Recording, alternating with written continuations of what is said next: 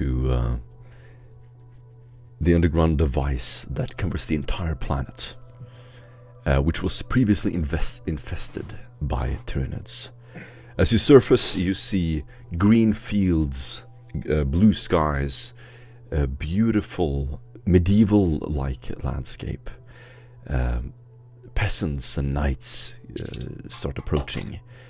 You also see in the distance men of iron, walking machines that look far beyond anything that you have in your age. You must have come to a civilization that is truly ancient. As you look around, you will see castles in the distance. In the far horizon, mountains and beautiful fortresses, walls and palisades. And walking towards you is this parade of soldiers and what looks like a few men carrying rather modern weapons. Just as they're approaching, you will see above you a piercing light in the sky, and sort of this crack. Suddenly, a dropship, an Aquila lander, will drop near your location after a few scans of swayed the landscape, and as it lands, sand kicks up around you. Out of it, you will see a small warband arriving. This is the Inquisitorial backup. As the peasants stand in the distance and look in awe and horror at this, the Inquisitor walks over to the group and talks to them. You can see the Inquisitor standing in the distance. You're tasked with briefing the new arrivals on what has happened. As you stumble towards the dropship, dirty, some of you missing limbs, bloodied patches and bandages. That's where we can begin. Thane and Franz Zeta Beta, go ahead and describe your characters, and then you can begin the game. And you can introduce any new characters coming out of the ship as well. I'm leaving it over to you guys. Wearing an all-black armored body glove, carapace helmet that covers his face with multiple attachments, and then a cloak, a chameleon-like cloak that seems to blend with the environment. Speaks with a raspy voice and has a haggard cough. He approaches the shuttle, kind of unsure at this point if these are friend or foe because of his most recent interaction with another Inquisitorial group.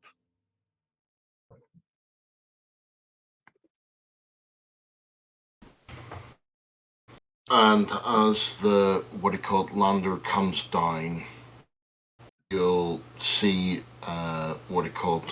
the commissar get a message on his data slate, and as he reads it, his face will go absolutely white.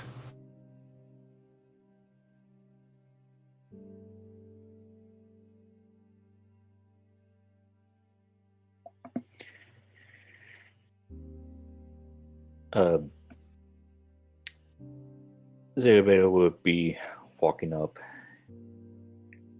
The ground would echo the clinking of his cybernetics as he walks up, and kind of surprised, but as surprised as a Skitarii can look, since he really doesn't have any facial features left. Just the cold glow of his eyes, along with wires and the symbol of the Mechanicus around him. His cloak is burnt, shows wear from recent fighting.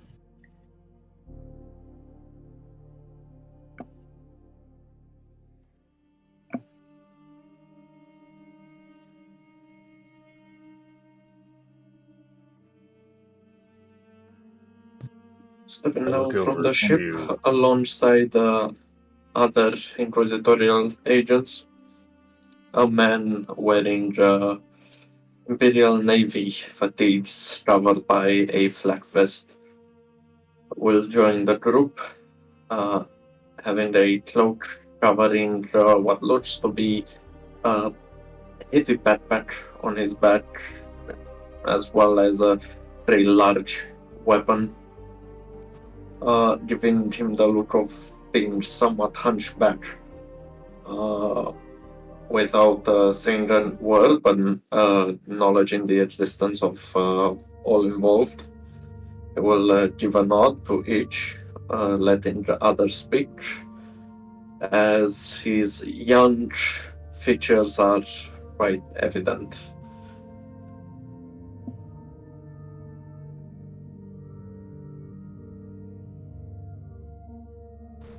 And Franz speaks up and says, I must speak to the Inquisitor.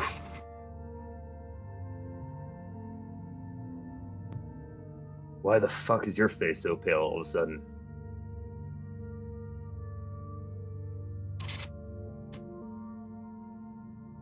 Friends? Gideon High Command has ordered all units back to Kidia. This has been confirmed by the High Lords of Terra.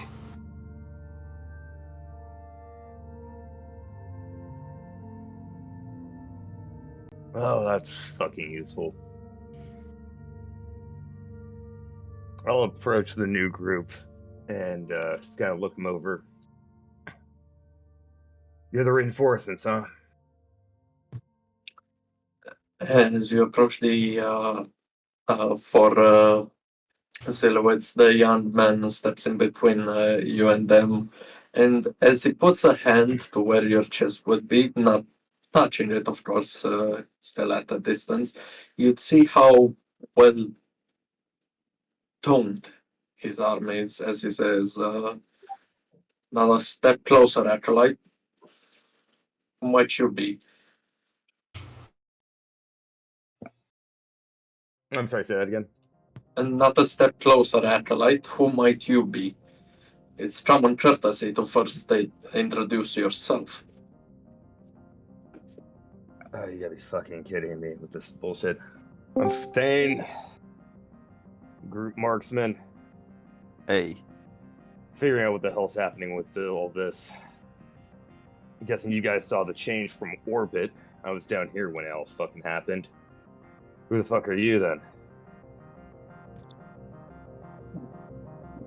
Gunnery Officer Zach. And that's as much as you need to know.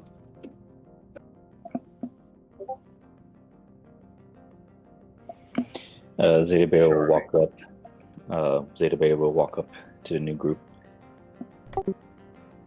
My identification is Zeta Beta 7-8 Skitari. Currently transitioning from Skitari to Tech Priest. Apologies, who? Zeta Beta 7-8. It appears that I have not elaborated.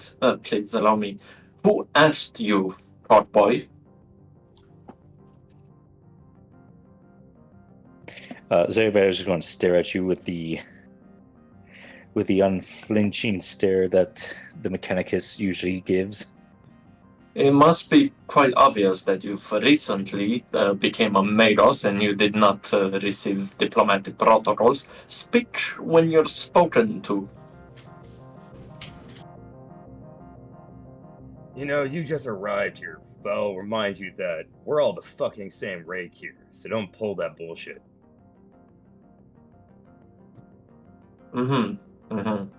Well, what I know is that the people on planet side are far less skilled than than the ones fighting in the void. How about you shut the fuck up? Oh, this is gonna be a fucking delight having you around, isn't it? Oh, you bet he is. Ah, Jesus Christ! I'm gonna shoot him in the back of the head. I'm gonna walk away from him and go try and kind of listen into what the Inquisitor is saying to the peasants, not wanting to deal with this asshole anymore.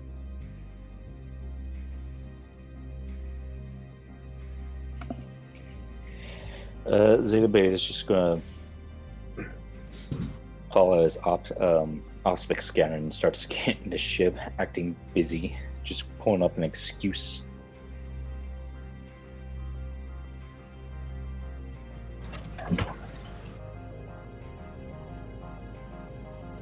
God, I love role-playing an asshole. And you'll actually see Franz, what I call taking steps towards the newcomer. I'm not even going to use his name. What I call the newcomer, and what I call clenching his fist.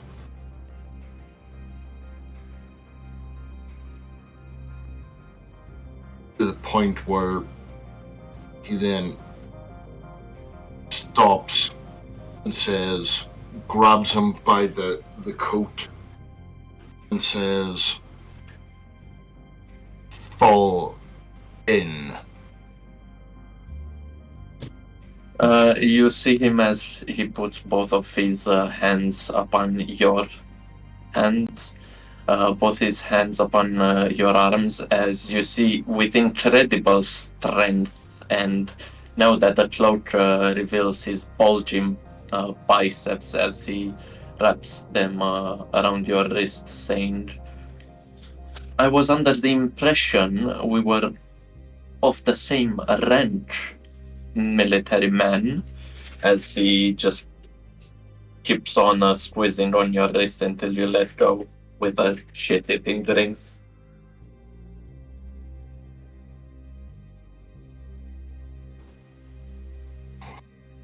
I said, fall in.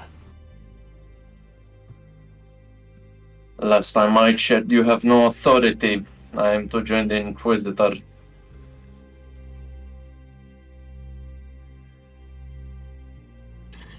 At which point then you'll hear the of a plasma pistol. And then you would hear the fall of an autocannon in one of his, holding it by one hand, saying, mine's bigger than yours, old man. Wait. Why don't we stop and relax a little bit? You see a woman in enforcer armor and a grey tattered cloak over it. Her eyes are covered by an eye patch. She's raising hands in a placating manner, trying to looking more afraid of the situation than the two of the men pointing guns at each other are. No. If Sir already looks quite tired, if he wants to search for someone that would put him in a grave early, then I'm more than happy to oblige. I know things have been tough for a pretty long time, but I know we are all on nerves right now, but let's not do something hasty that we will regret later.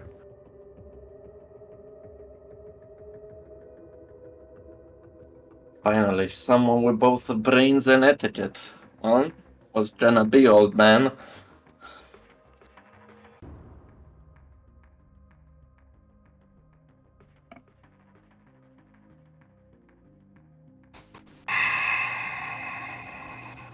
Fine.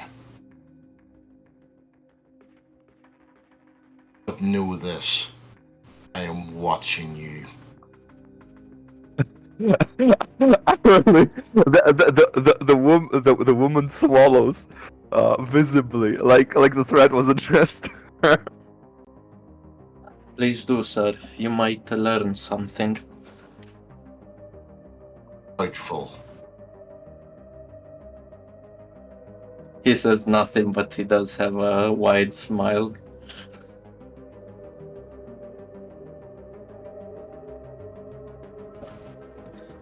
And you are, as he looks, raising his face, almost looking down upon you, looking down upon the white-robed figure with her eyes covered. Arlen Vera. Nice. It's. She stumbles a bit. Pleasure to make your acquaintance. His smile disappears and he takes like a stony expression, a well-trained one, bowing slightly, saying, Gunnery Officer Zach. My apologies, Zach Demper of Sector 7, Point Defense. Oh. Is that a void-born complexion I see? Or No, I've been blessed enough to be born in a holy world, although I've spent much of my life aboard void vessels, so it would not seem surprising for you to confuse me with a voidborn. I see. Yeah, the shadows of the void do cling to your skin, but not as strongly. Weakling. Mm-hmm. So out comes out of the ship a massive ogrin walking out with armor that shows that he is part of the armorsmen of the Imperial Navy.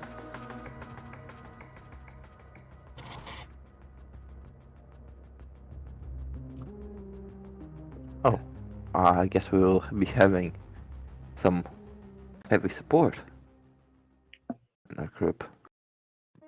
I will present you the best ammunition dispenser of the entirety of Sector 7 and those surroundings.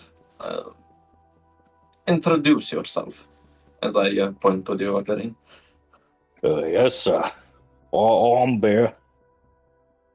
Part of the armsmen group. What's They it? point where to shoot, and I'll shoot. Can you repeat your name, please? Oh, but Bear. Bear? Bear. Just Bear. Yeah. It's good to meet you, Bear. Or what's My your name. name? My name is Arlen. What's that thing on your eyes? And just a big hand comes towards your face and kind of like pokes at the cloth on your face. And you got something on your face. I find that this clothes usually comforts those around me. She pulls it off and looks at you with like gray, empty eyes. Well, that's kind of gross right there. Put it back on. Bear, consider it. You represent the Imperial Navy.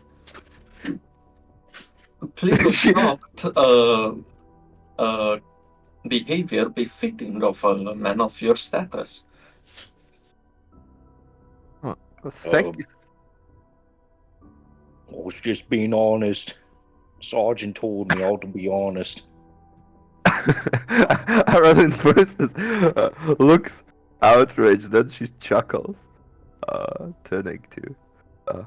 You see that be quite flustered and annoyed at Bear's behavior, but he says, listen, I know what the sergeant said, but have a bit more discretion, yes? Especially to someone as polite as the lady here. Oh, okay, just don't tell the gunny. Don't want him to get angry. You know I won't. Okay, And sir. you'll see Fritz, what he called, walk up to him and extend a hand and say, welcome. And You can actually see that in his demeanor, he is a lot less stressed. Bear will take a knee so I can get eye level with you and hold out a finger. Ooh, steady. Yeah, there we go. And just shake your hand with the finger.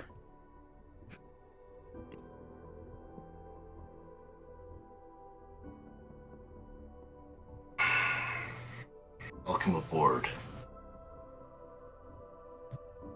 Bear will chuckle, goes, they're a lot nicer than the ones that we usually have on the ship.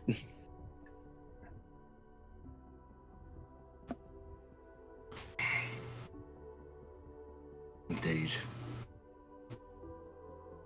It Indeed. seems we have many among us who are connected to the Navy.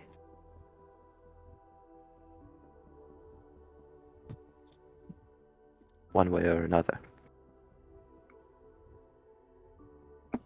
Gunny said that the armsman is not really Navy. We're just the ones that get sent first. Yes, while we do the heavy lifting in the atmosphere. Yeah. Not only metaphorically, as you can well see, as I pat Buttbear's muscles.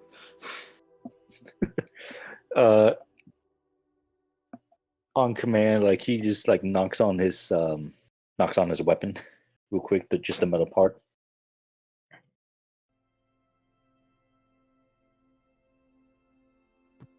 Yes, now that everyone has gotten acquainted, I would like a head roll as he pulls out a what's it called, a scroll, not more of a scroll with names as it rolls down a bit. Most of it is blank and it has a very few names written on it. Franz von Reichert. Yes. Current status, alive. Thane Hargrove.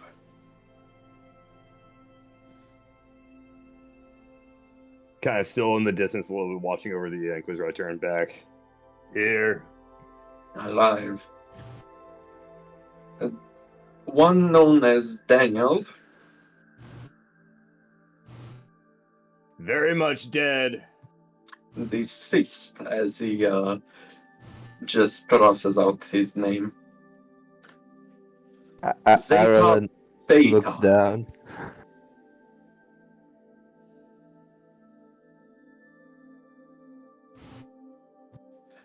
I presume he will say something and he will write that he's still Zeta Beta will just be waving a hand as he gets onto the ship that's going up in orbit. He takes some notes and writes it down. Aralyn Beal. I'm here. Must we do the morbid procedure? It is an unnecessary headcount. As we have taken heavy losses and we must know how our current forces look like. And who has... I would appreciate that you hold your questions after the proceedings. Bear will kind of elbow Early. No. It's all right. I'll sometimes get missing friends on that list, but that means I'll get new friends when they put in the new names. No, and who has given you authorization to make inventory of people. Those Jericho that is gonna come stumbling or sort of pushing past the crowd of acolytes. That would be me. Jericho. Officer Jericho, as he stands at attention. Then No need for formalities. I'm a throne agent in your eyes. I knew everyone on that list. And everyone on lists that you haven't seen. I was a Navy captain. I'm sorry to hear about your losses. Look, we don't have time for a lot of humanity here. As you know, this planet is under attack. Not by us, not by the aliens, but by a force from beyond.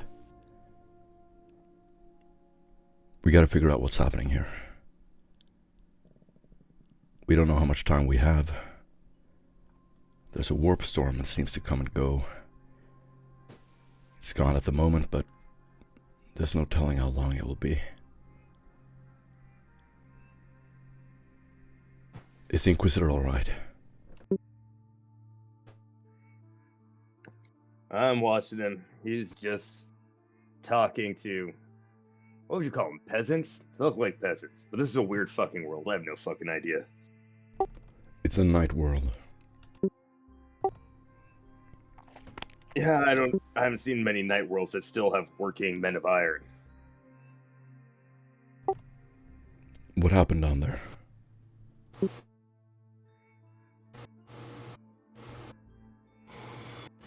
Wrong people died. We got out, and this shit just changed.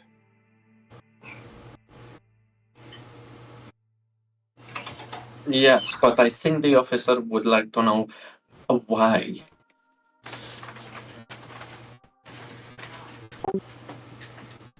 I would like to know that too. Found the artifact. Found Inquisitor Icarus trying to use it, using heretical talks. The fight happened. And,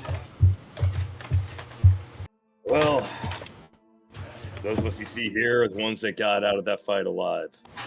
Sadly, Inquisitor Icarus survived it too. When we got out, the world fucking changed. There were Tyranids, now they're gone. There was a fucking warp storm, now it's gone. And now we're here. Right. Well, at least the Tyranids are gone. Something good came out of this. Quite daring of this Inquisitor to pick a fight with us. Arlene, did you sense something down there? A presence. Our navigators are reporting some presence. They can't quite put their finger on it, but there's something about this world. Something none of them have seen before. I did sense several presences before, but now it's hard to tell.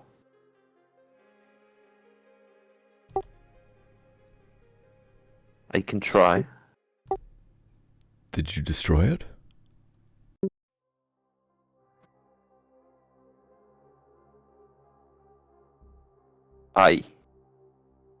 She looks away, looking ashamed. I don't know what happened there. Only hearsay. I've fallen behind the group because of my leg. Has something happened to you? Do you all remember everything that happened? Are you missing some memories?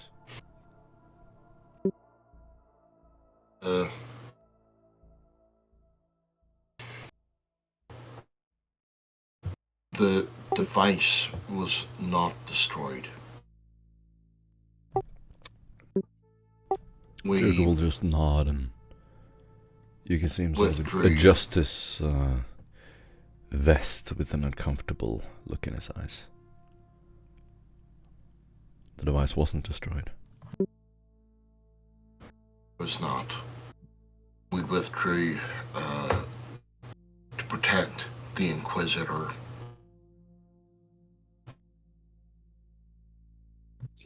So you ran away. No, we protected our This is not a Lord. trial, Zach. Relax. As he steps down after hearing You've been through a lot. that it was what. Look. We don't know what this place is. But the warp storm seems to have disappeared. Arlene, Yes. can you use your powers and try to sense if it's still there? The Whatever caused artifact. this storm. Yes, I can try. I've sensed its presence before. I should be able to tell if it's nearby. He carefully takes off his gloves, attaches them to his belt. Just stands there waiting. Marilyn pulls out a translucent blue stone with an aquila frozen inside of it. She dangles it from her hand and starts moving it in front of her as if it is some kind of compass that would show her something. Clearly focusing on something unseen. Something that only she can see.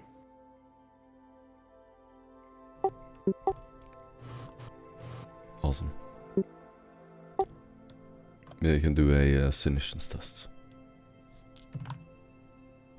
Plus 10. 2 success. It is as if the thing that you sensed is still there and is waiting to erupt. It is like a charged bomb. And it has been fed to be even stronger. There is a deity or a force, almost like a divine force, inside this world, and it has become stronger since the last time you felt it. And right now, it is just waiting to unleash its next wave. I'm gonna say that you relay this to the party, so everyone knows. Is it under the city? In the same place? It's inside the planet. It permeates the entire world. Oh, how deep is it? It permeates the entire world. Up to the So the atmosphere. entire planet. Oh, so like she can't pinpoint an exact location. It's just there somewhere. No, it's everything. It is the entire world. Ah. Okay. Yes. So you're telling me that you're sensing the entirety of this world up to its atmosphere? There's a psychic, or I don't know what you astropaths call it, presence in the entirety of the planet, a singular one that encompasses all. Yes, something like that. It is quite different than what it was before, and it's brimming with power. Jericho takes a sip of his low stick. So you're telling me it's here right now? Does it hear what we're saying? Is it It's- conscious? It's everywhere. I don't know how conscious it is, or even can be.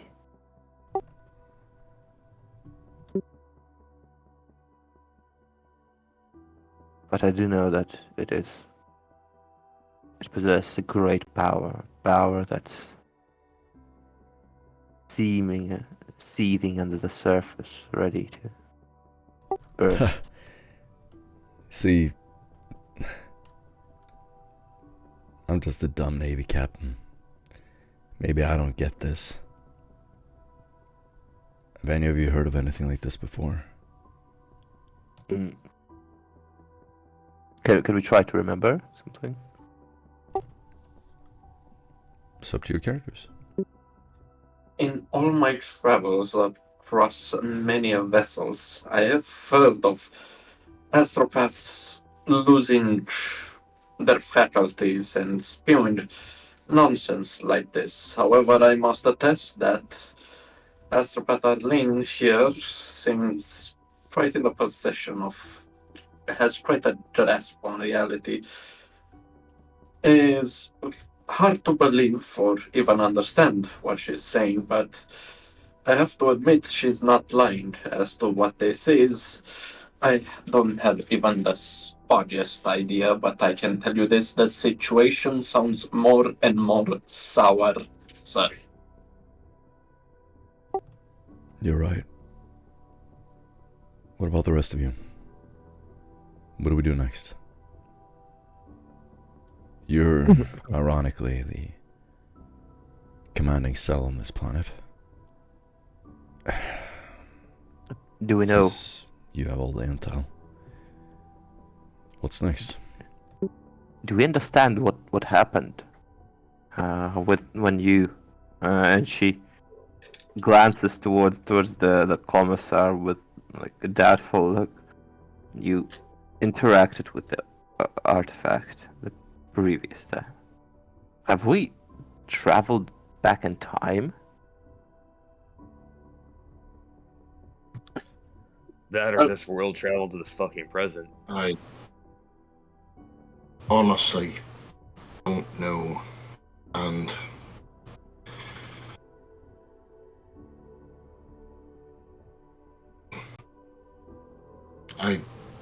I don't know. Allow me to dispel whatever illusions you have, And ma'am. We have not traveled in any direction of time. We're still in the present. But the few people that have witnessed the event before losing their minds swiftly after, the event was, as they recall it, the event was blinding. It's most likely that, and from the scans, I can admit, the topography of the land has changed substantially.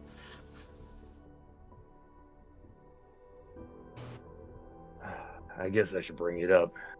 Franz, I don't know if you had the same experience as me, but before all this happened, did you have a vision too?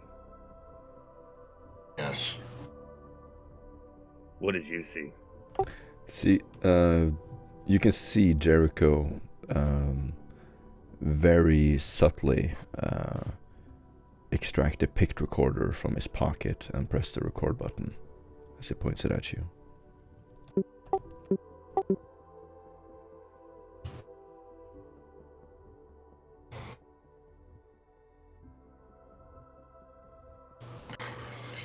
Sitting to take a group photo, sir. it's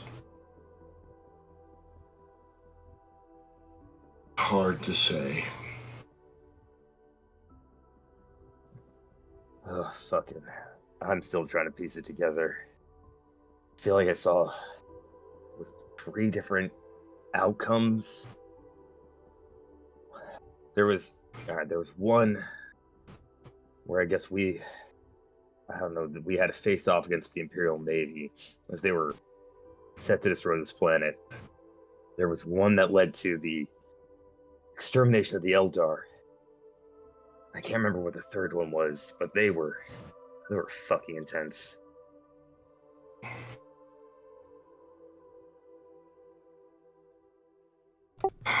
Wait, I so don't. And I after we don't came know. out of it, we watched what the did you world see? result to this.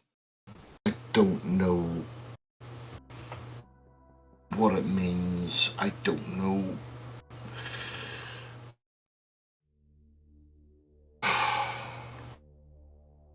It's just I don't care what you know. What did you see, Franz? death. Okay, can you elaborate on that?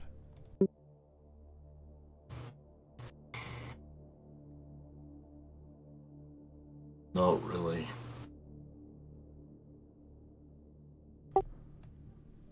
Look, I'll be honest, I'm trying to remember all the details of the visions we got last time too. were the Sino there? Anyone we know?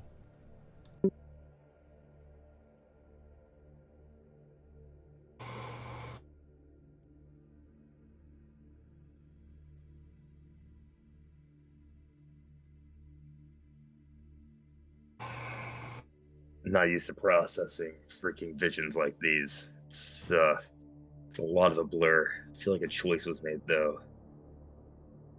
Who Fuck. made the choice? You?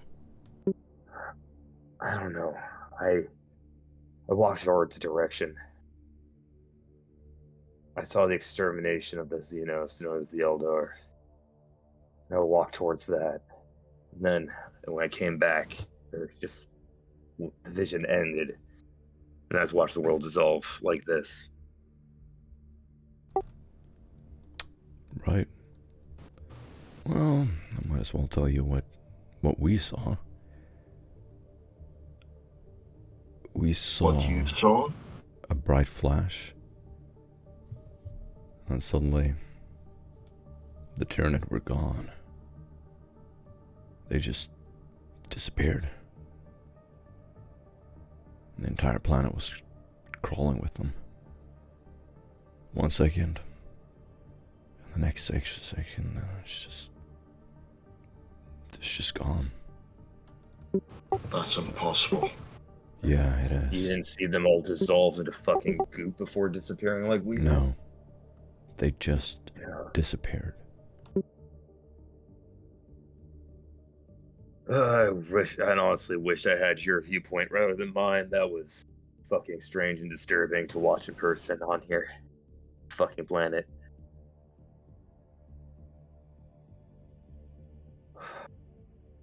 You. Franz, Thane. Do you think you can operate in the field, or should you extract back to the ship? I don't leave a mission unless I'm directly ordered to. I'm here till the end. The only one giving the orders there is the Inquisitor. Then I'm not fucking going anywhere. Roger that. What about you, Franz?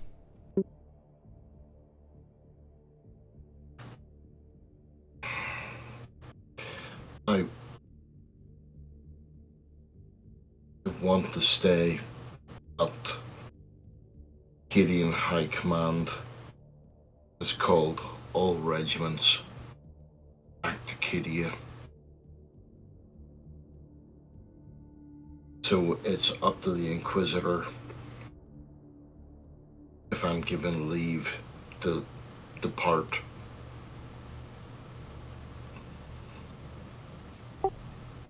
Are you an effective operative? Yes. Good. What's next? Well, we've left the Inquisitor to himself over there. Should we all go check and see what's happening on his end?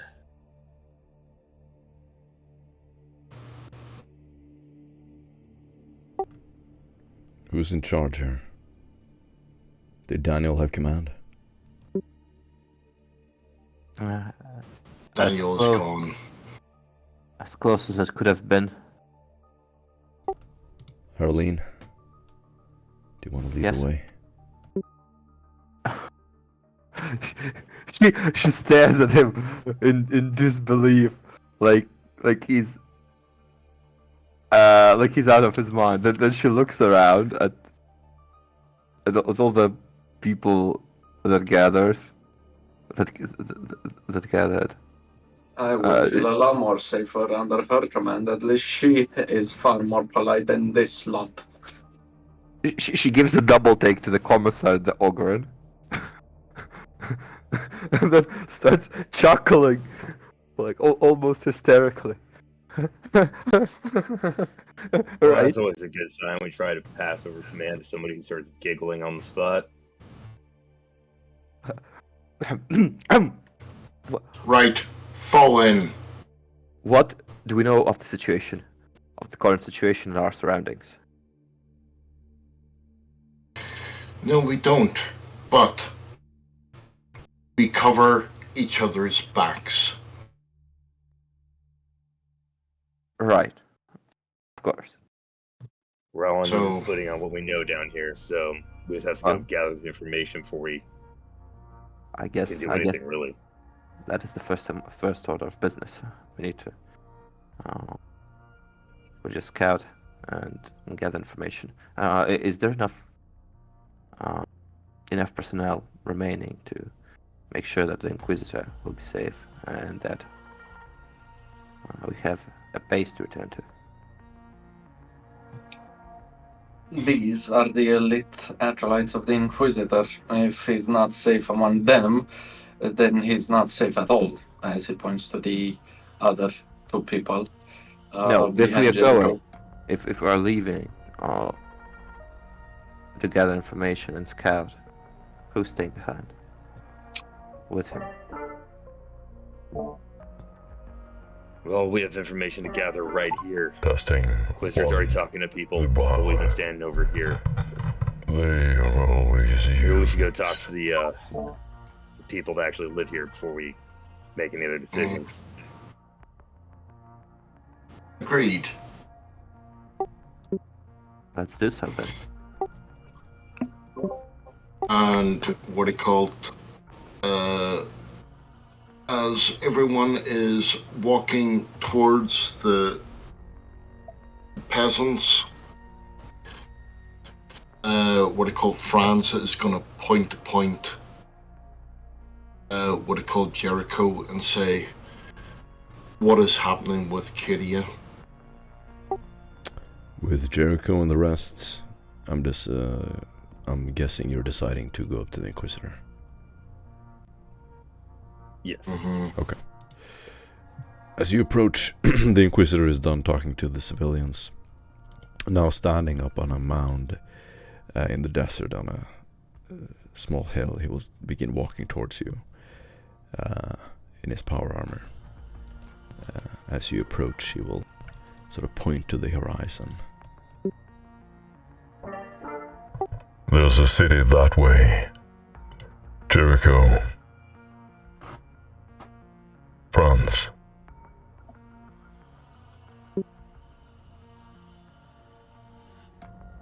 My lord?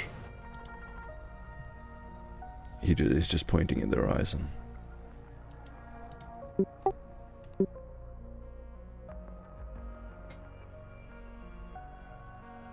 Okay. My lord, did the peasants have any useful information besides the Testing. geography?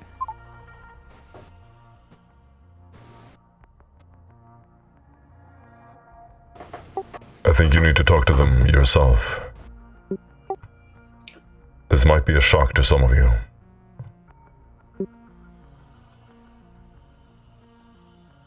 Very well. We'll see what we can find.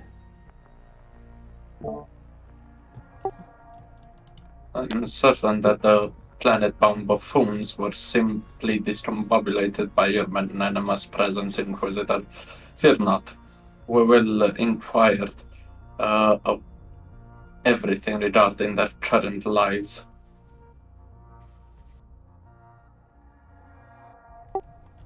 Alright, what do you do? Approach Okay. the peasants. There, Ian, Elaine, point with me. Understood. Let's not be confrontational, please. They do not look like some kind of mutants or heretics. so these are the Emperor's people, and we should treat them as such. Well, I hope they're Emperor's people. Oh, they're human. That means they're the Emperor's people. They may not know it, but they are.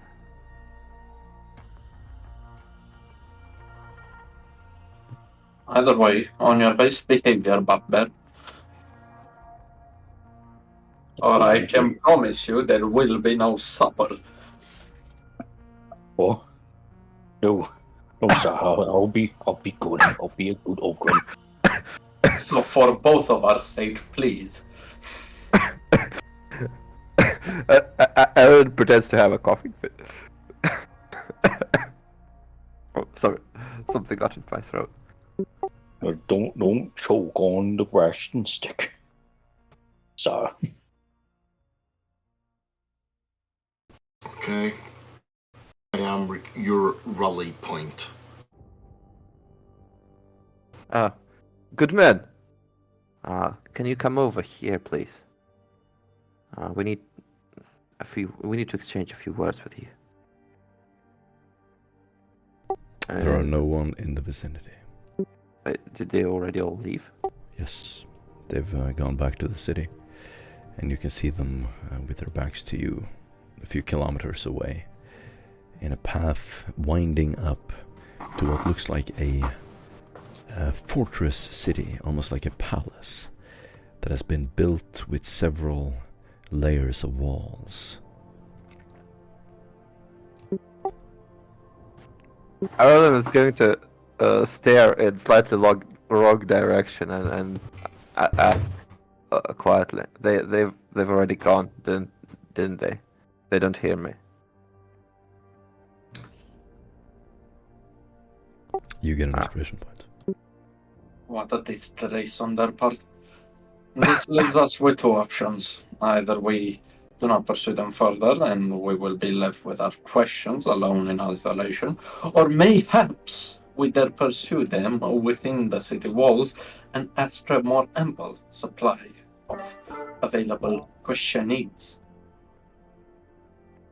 I don't think we need these people specifically, but the Inquisitor did point out the rather obvious direction for us to pursue, and she points at the city. This time correctly,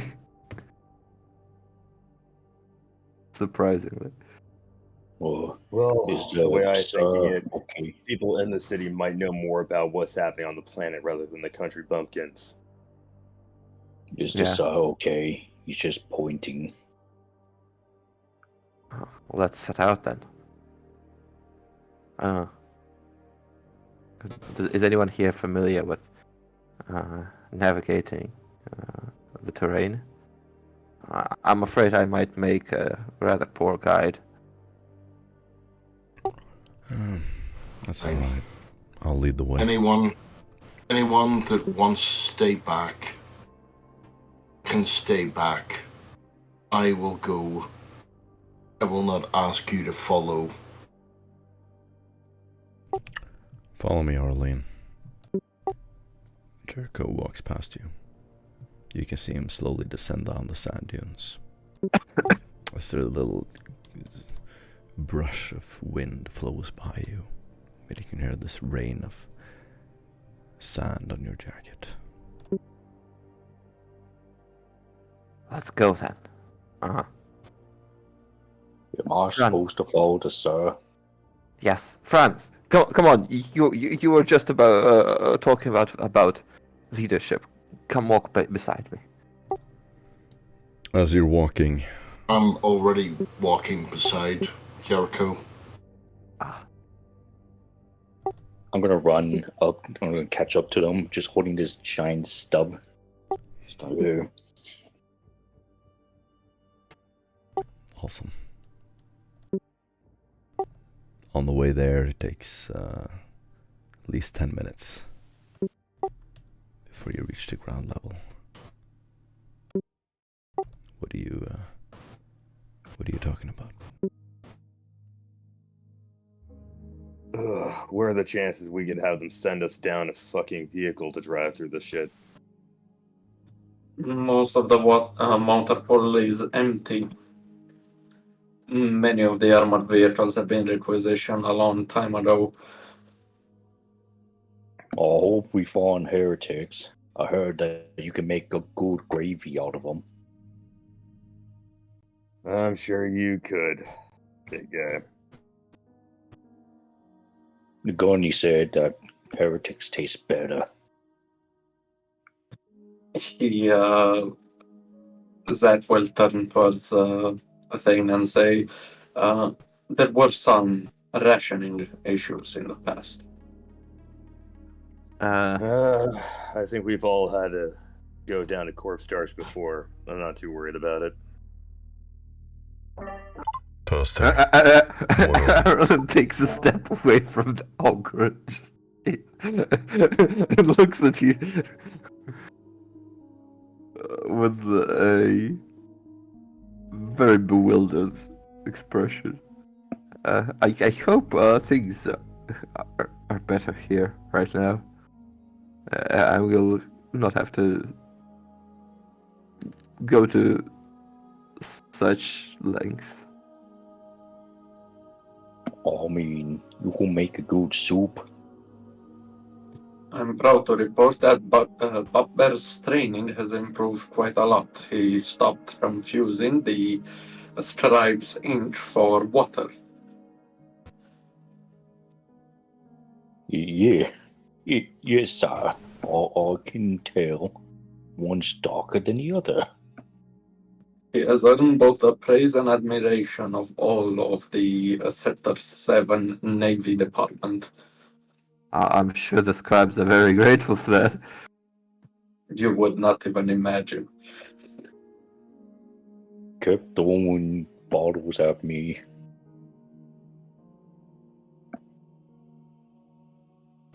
He did Franz is going to slap a what I called hand on Arlene's shoulder and said, what I called, just lean in and said, "You'll be fine.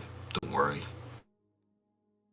The bottles didn't hurt, but hurt my feels. It's not me who I'm worried about. It's the civilians.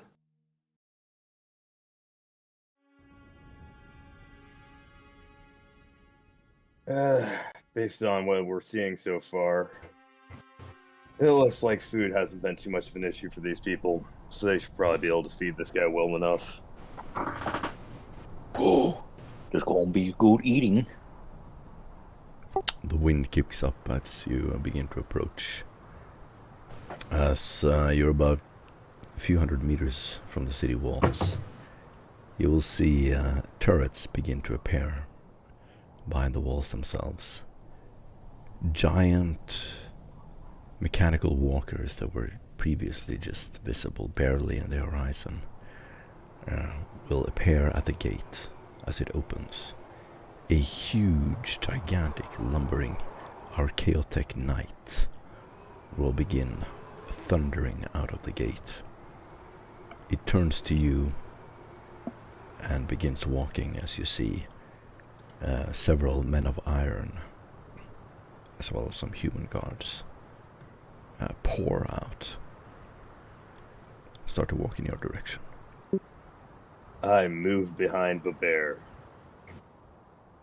Imperial Knights? Testing. No, I've seen two of them being transported. Their design is foreign, alien. Testing. I'm more Bear will be picking concerned. his nose. I'm more concerned with the things that accompanied them. What are those? Heavily cladded in armor men, I presume, but their movement seems off. At Those least aren't some men. of them. Well, the wonders This of is old technology. Franz will step forward and point his rifle to the ground with one hand and say, "We come in peace."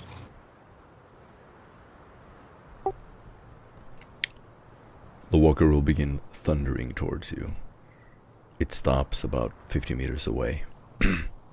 You'll suddenly see a flood of lights as it moves in a fluid motion unlike anything you've seen from machines before. Welcome. You will hear a surprisingly friendly and piercing voice that sort of seems to come from everywhere at once. Welcome, strangers. Do not speak until you are before the Baron.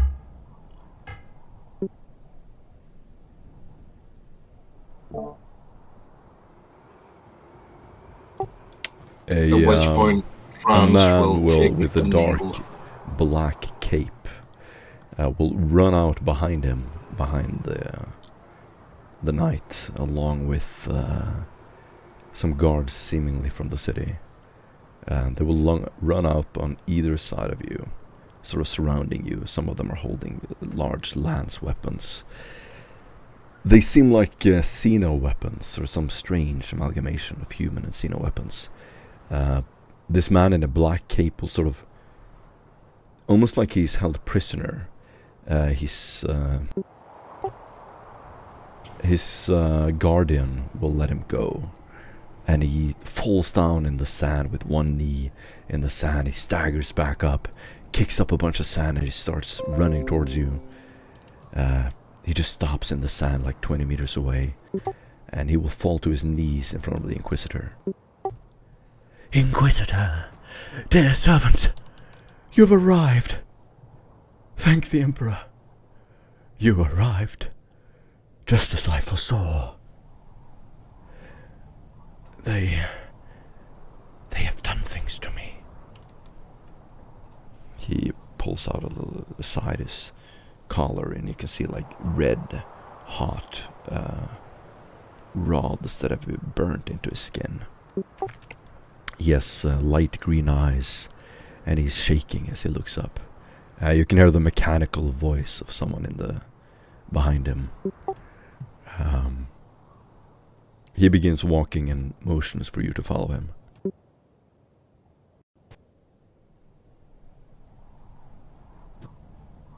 I take the lead and look back at both Arlene and Upbear to proceed to follow the man. Zach, can you help me a little? With what, may I ask? I am blind after all. But of course, as he will take his hand, he's plant his fist on his hip, making a hook with his hand. Please hold on to me. Thank you. Let us proceed. And Bear, please be a kind guide to the lady as well. Oh, okay. Okay, sir. So he kind of scoops her up and puts her on his shoulder instead. No, but Bear, a finger is enough to hold. Or finger? Okay. I don't mind riding him if he is wishing to provide. Actually, on the second thought, better put me down. I can walk myself. Oh, all right. We need to have a discussion about your manners, Bear. Oh, I don't know much about Navy standards, sir. We know about armsmen. So, I would have expected by being called by our superiors so many times you would have them learn by heart. They tell me to shut up all the time, sir. Inefficient Asking leadership. Ogren to remember it's a tall order. After this moment, Erlen's gonna be moving a little more hesitantly. Like, before this, she moved confident, like someone who actually saw things. Now there's like a hesitation to her step. Zach will once again join you by the side, offering his hand or arm for you to guide, as says, "My lady, you don't need to show any hesitation. The current situation is whether we'll live here in a body bed on our 2 feet is no longer up to us. We're outgunned and outmanned. This Indeed. and someone of your status and stature should show no weakness. Even in this dire of a situation, they seem to be intent to approach us as equals. Very well. And compared to the rest, I would assume that my chances of survival in this mission are highest with you at the front. So for both me and Bugbear's lives, no pressure. You want me to be at the front? You're the one that possesses most information and was able to recall the most at the moment. You also have devised the plan first to ask the locals. Very well. I shall aspire to do my best. But then, the locals need not, she drops her voice, need not to know that I may not be as blind as I appear to be. Sword sheathed is more threatening than one's drawn, my lady. Quite astute of you. And with this, we proceed with the invitation. Bear will hold out his finger. Thank you, Bear. That's an Ogren's finger, right? Not a human arm. Yes, that's my finger. Okay. Zed would have a stern and approving nod in the direction of Bugbear. Bear will puff out his chest, kind of proud, just like, yes, I did it good.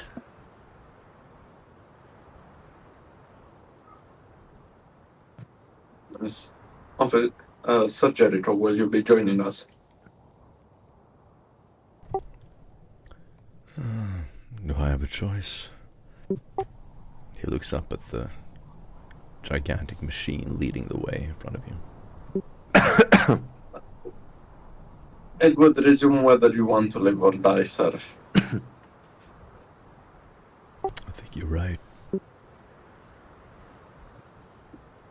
And the rest of you lot?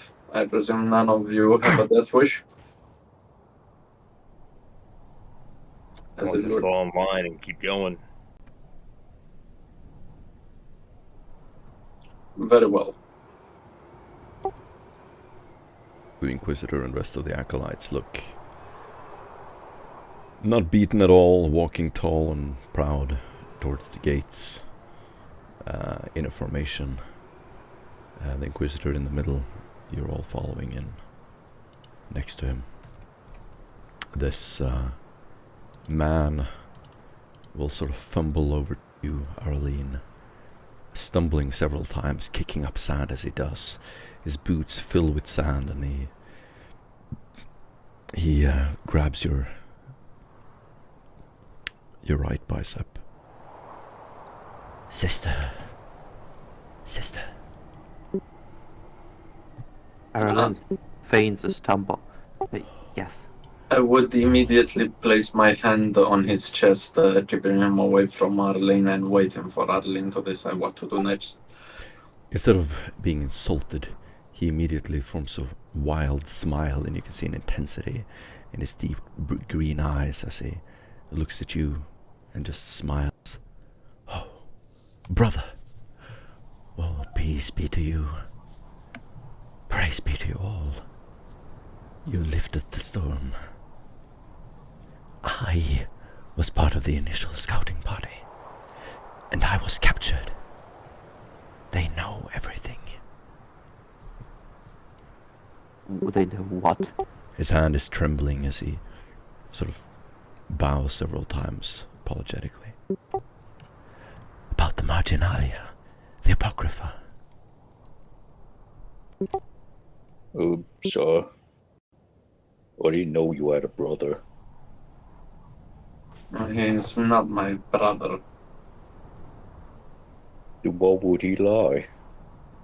It's a figure of speech, bugbear. Be That's careful what you tell them. What have you told them? They have methods. Sister, I am so terribly sorry. I failed you. Psychers? They have other ways. Ones that we have lost. They can break your mind. Be careful. God, how do we escape? What? He starts What is- stumbling through the sand towards the gate. The navigators. What of the navigators? Where are they? What is thy name, soldier, if you don't mind me asking? Caria. Yeah. The prefect. Do you know the prefect? They must come here. I would first want to go through my mind if I've ever heard of an agent by this name or a soldier less levied for the Inquisition. I'll do a psycho tests. Commodore. Psychotest. Minus 50. Or if you otherwise have reasons to have a record like that, let me know. I mean, we were encamping on a military expedition. Well, expedition, not necessarily a military one. It's for the day after all. Would that suffice to know, like, rough, important people? Not He's not an necessarily. important person. It's not an important person. Okay, then I will take the minus 50. Feel free to do the same, Madeline. Or anyone that has cited. The wind kicks up around you. As you approach the gates, you will see floodlights, even though it is light outside. There's a deep orange glow that permeates the desert surrounding the city.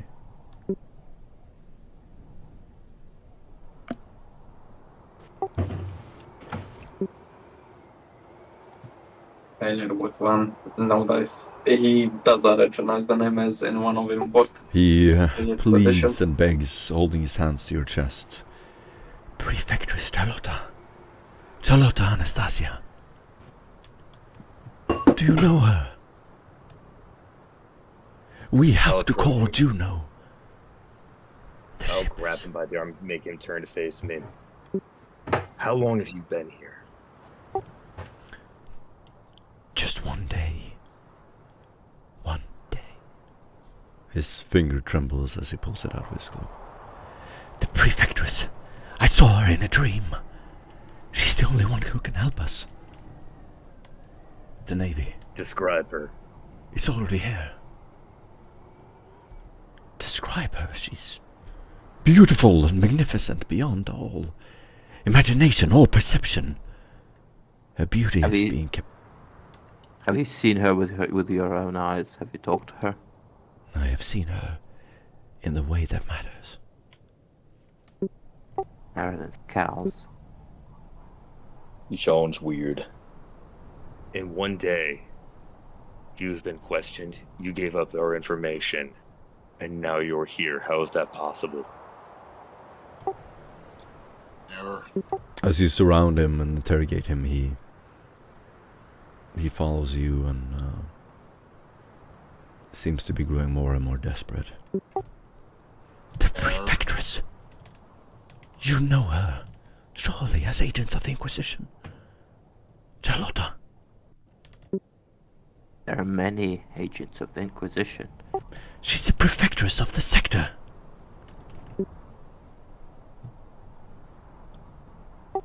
The prefectress Jericho, of do you know Juno. anybody about this? She's in charge of the Putrid Tower and the Council of Juno. You are talking about the scepter governors.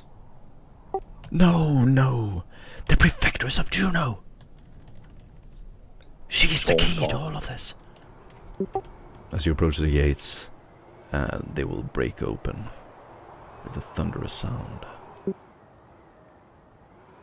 And Franz is going to actually go across the comm and say, Bear, make ready your weapon. Oh. That's a bad Which idea. one? There's a cathedral chamber beneath the Putrid Tower. It contains all the history of the Ashcells' past, how the prefect's lineage is tied to the power they still have. Bear's gonna like poke the comm link and like, oh, saw. These knights are connected. They're connected to the prefect's family. Don't you see? They're hiding everything here. I knew I was going to meet you. I've seen all of this.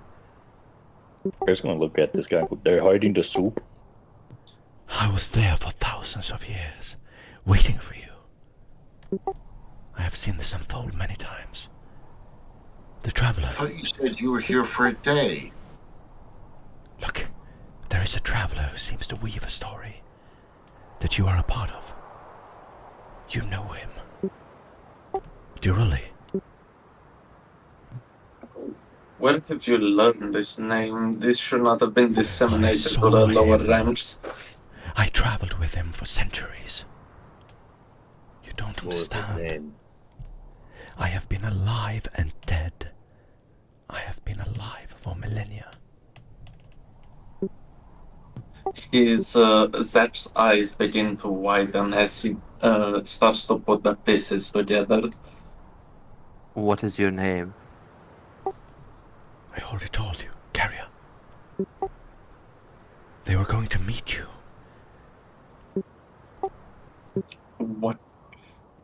What can you tell us about the people we're about to meet? About the Baron? He starts wildly gesticulating with his hand, popping out of his cloak as he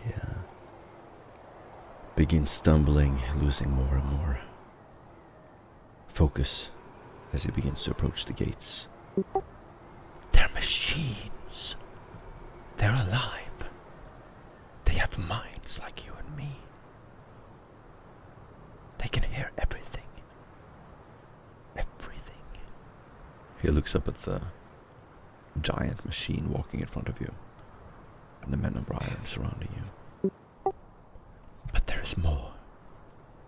The ones that are coming, they are working for your true enemy. So my part in this is merely to relay information. The navigators, they gave me all of this.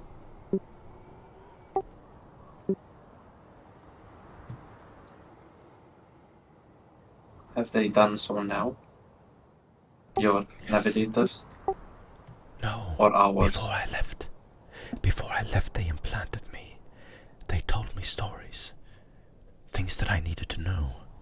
Then when I came here, I had a vision, a dream. I was traveling.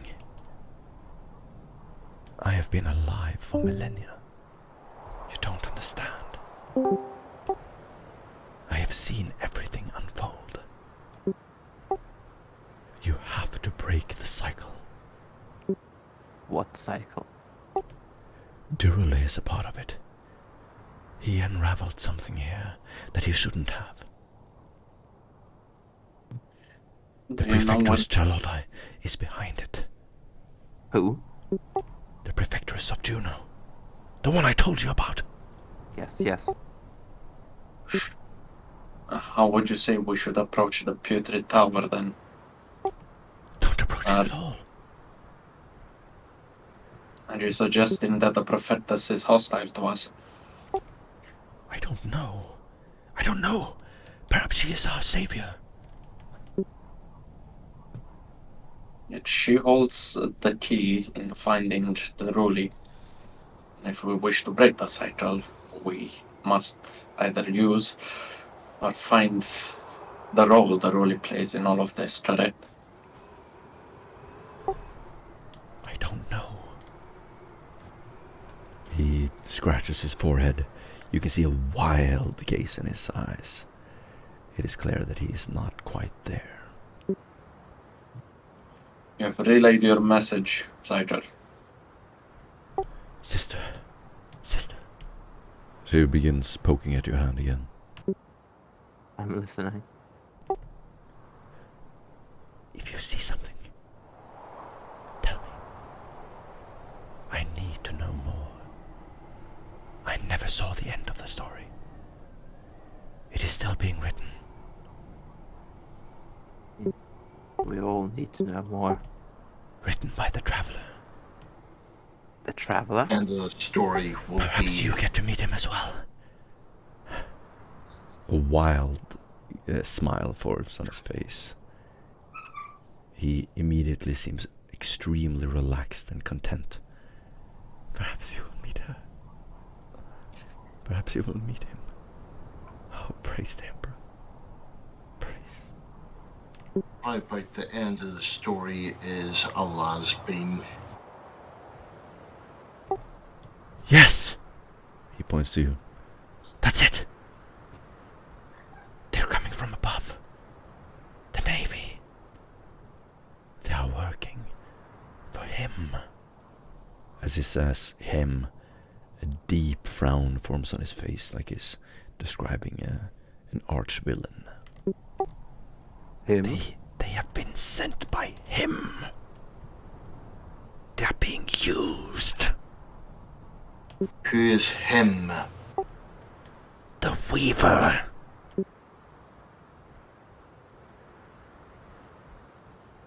Who is the Weaver? The Weaver of the story. They are from the other side.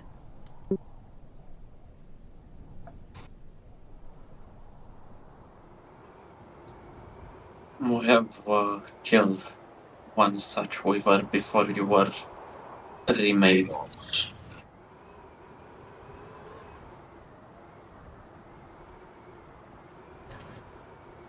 Primordial powers. You don't understand. If you find them, that's it. They don't exist everywhere else. Those stories have been told before. If you see them, there they are. He begins scratching his chin as if he said something really profound. There they are. You stumble up to You'll the see gates to the Franz, south. what it called, look to the other acolytes with just utter confusion.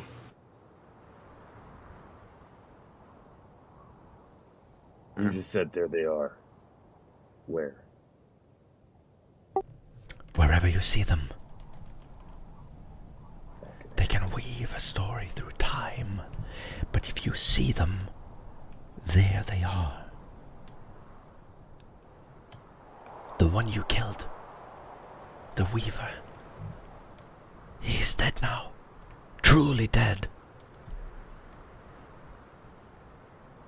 Are you speaking of the Chaos Marine?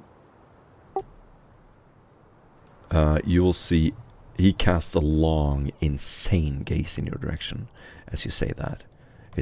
One of his eyes sort of jolts out to the side. You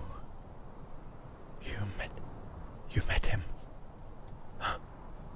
You can see his lips start trembling. You saw him. You actually met him. I was there for his death, yes. You can see almost like the air goes out of him. He staggers forward. Then that part of the story is over. You did it. There must be a way to stop the others. How many more still remain? Durley. Durley is the key. He ties them all together. He is the one who stumbled upon all of this. The key you know where is Durley in this is? world. He started it. Do you know where he is? He just begins casting a wild gaze around him. He could be anywhere. He could be here now, on this planet.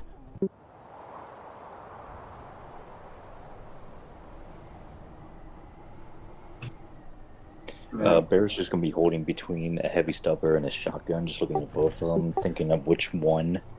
He begins critically- pleading with his hands. The navigators know. They know everything. You're being used. They brought you here. Don't you see? But I am loyal to the Inquisitor. He brings out a medallion from his chest pocket. I am loyal to the Inquisitor. And the Emperor of Man. Forever. What is that medallion? It was given to me. By the Inquisitor himself. Which Inquisitor? Lord Spyron Hawk.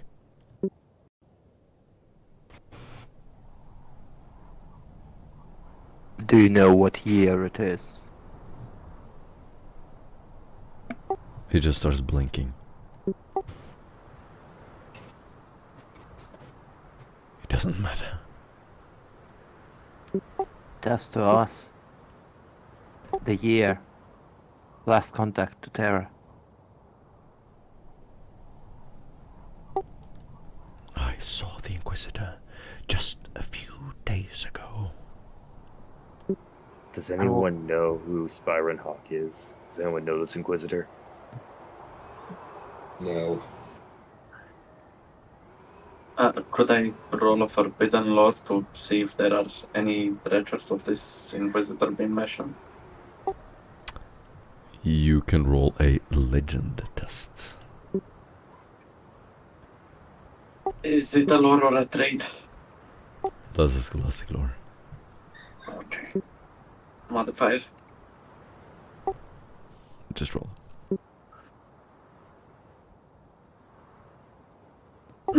You failed thing.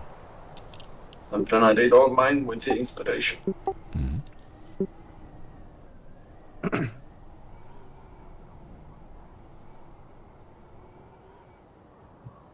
Okay, search this with 3. Yes. Spyron Hawk is an ancient Inquisitor who led the first investigation into the disappearance of Duruli. This is ancient history. When they looked into the Inquisition's involvement in what is described as this ancient sin that started the Warp Storm, Lord Spyron Hawk was one of the few Inquisitors who dared to go against the Sector Prefect. Eventually the Ordo Redactus was called in, and this part of history was erased. But he led a force to try to uncover what had happened to Duruli. Yeah, he's been dead for millennia. You've talked with him yesterday. Did he have any plan to leave this planet? You don't understand. I have seen everything. I have met him. I have seen Duruli. I have seen the Weavers. I was there for everything. Have you also seen an Atrolite with him? He starts blinking. Yes. Yes, there was one. A shrouded man. He begins describing him. from the latest reports of when the killed him, well, Red New have discovered Alexios's tomb. Does the way he described him matches the uniform, the Inquisitorial uniform they found it? Can you repeat that? I didn't understand. Is that on the floor? Does the way he describes the satellite mimic the Inquisitorial uniform we found in Alexios's tomb? The floor appeared. He's built No, similar to the no. floor. Okay, Looks so like he's it. someone else. Okay. Yep. Jaffa.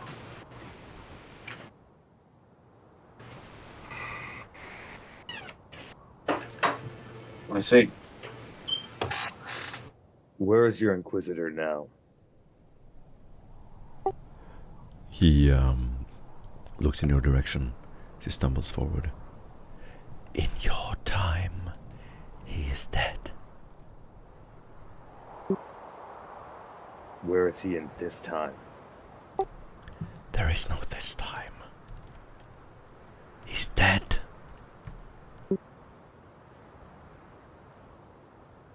You said you saw him yesterday.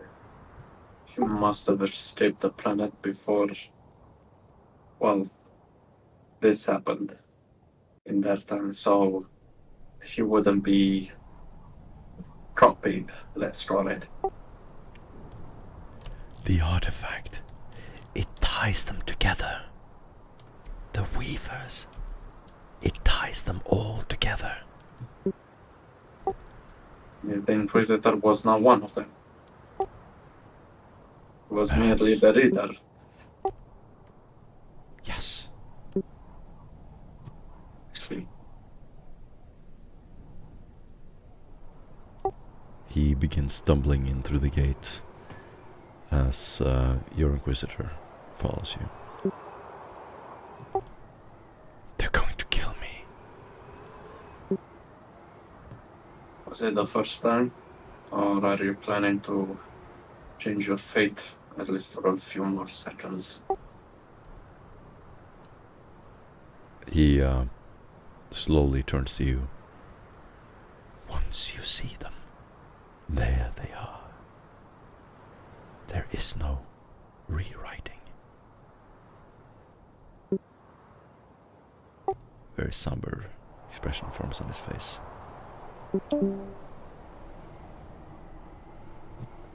Then I shall pray for There. your soul. It takes a brave man to face death on both feet. But Bear, do me a favor. Keep an eye on this one. Can't make sense of his words now, but maybe in time we can figure out what the hell he's saying. Bear would just grab him, hoist him over his shoulder, and it's like, oh, okay. So, Be gentle with him. Don't need you breaking him more than he already is. well, we won't break his ribs.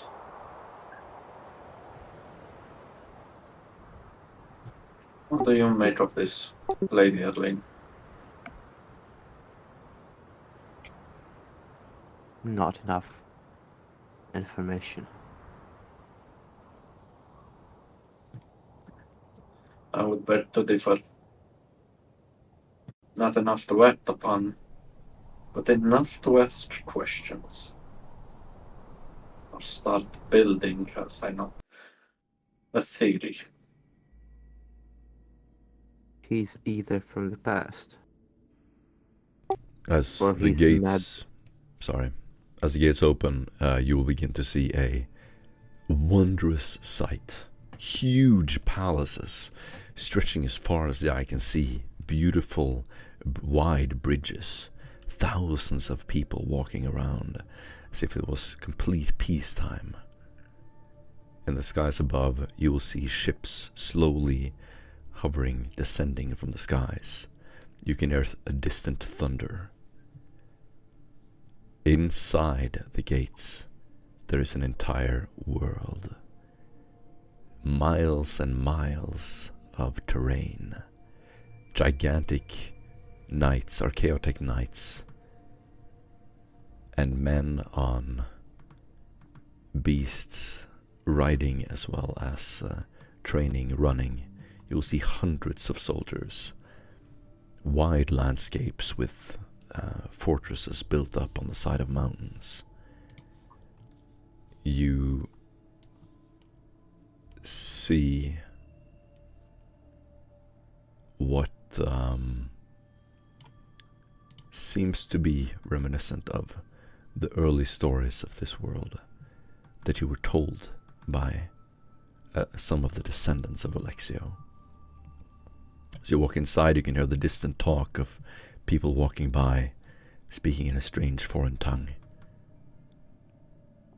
Some of them are looking up at the skies, just standing around talking. You can also see the signs of technology you do not even fathom.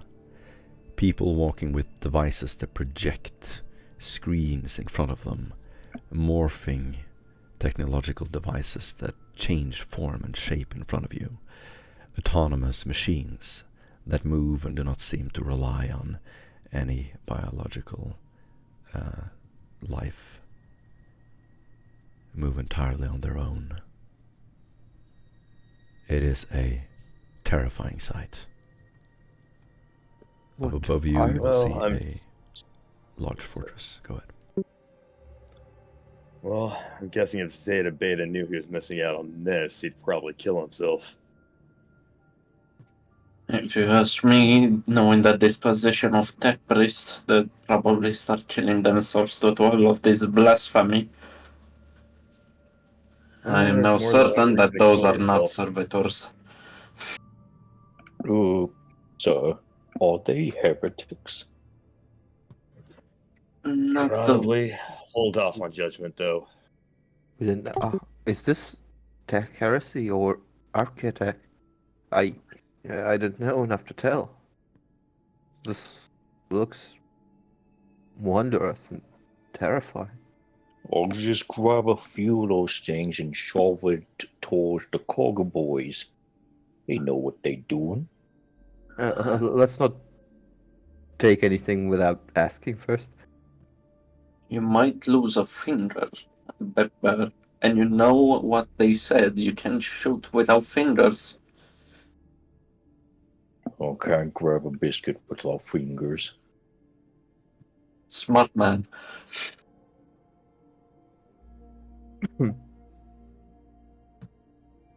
But I'm glad that none of the priesthood is here. They would have a fit. And as for whether this is tech heresy or architect, well, I ain't wearing red robes, so I just got a bad feeling about all of this. Well, even I can tell one thing. This is power. That it is. Whatever negotiation we'll face will not be an easy one.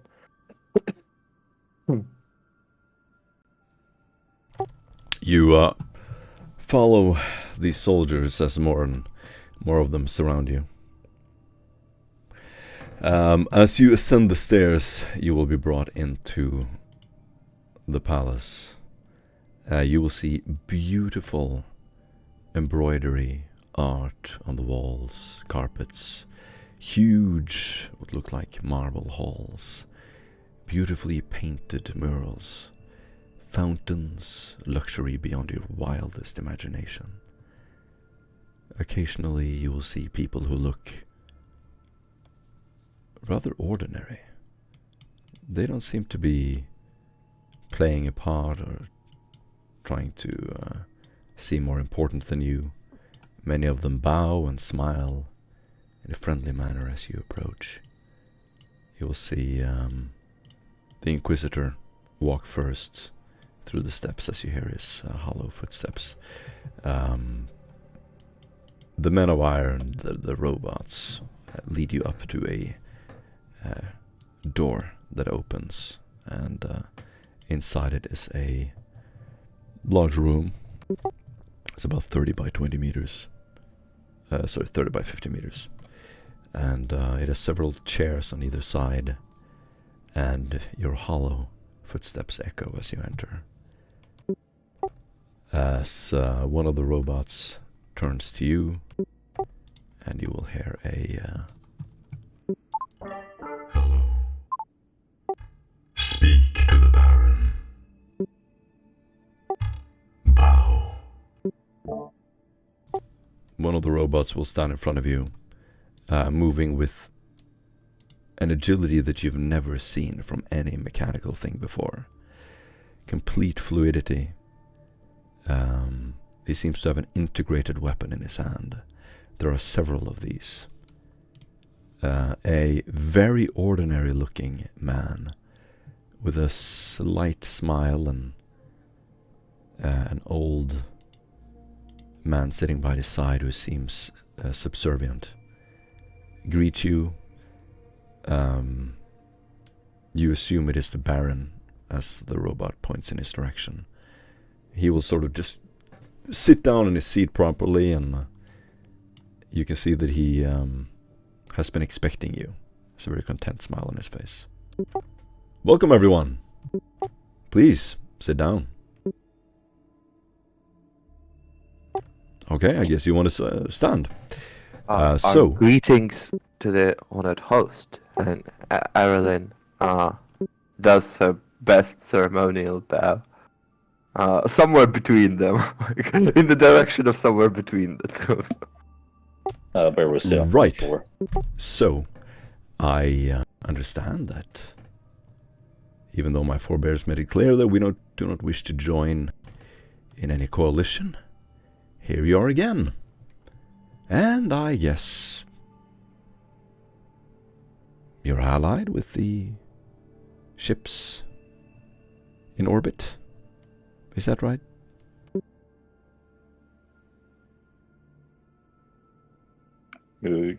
Yes, sir.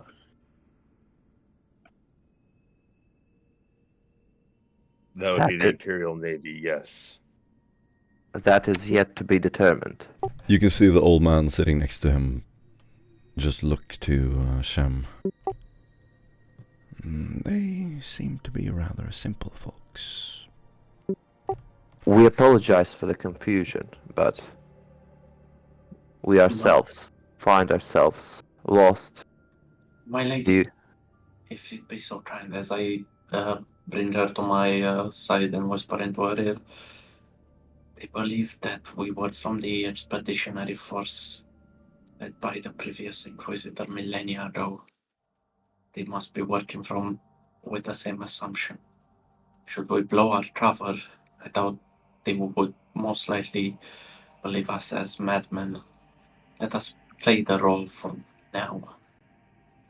Very well. As Zach relates Arlene's speech. Yes, we are generally aligned to the ships in orbit, though we do represent a different organization. That's not my understanding. As I understand it, your Imperium insists on domination of our world. That's the language I understand. You want to control resources. You want to control the flow of people, of information. Isn't that right? He raises his eyebrows. Well, yes and no. There are different ways of approaching such things. And I'm getting the impression that those who came before us approached this whole situation in a very clumsy manner. I'm sure you know that perhaps different commanders or advisors of your own would approach a independent city you found in a very different manner. The same way different commanders and operatives in the field can act in the are given leave to act in the situation they find themselves. Some perform well, some make decisions that are less than optimal. Yes, I understand all of those circumstances, and we have them as well. Now, people from your civilization have come here before, seeking to uncover the secrets of this world. I understand that your Imperium exists around 20 millennia into the future. Is that right? Into the future? That is an interesting way of... Well, into my future, that is. Indeed, the level of technology we possess differs greatly from yours. You will see Sigmund sort of in a resigned manner, as if he knows this very well. He will sort of mutter something to himself. Shem nods. He adjusts something on his wrist.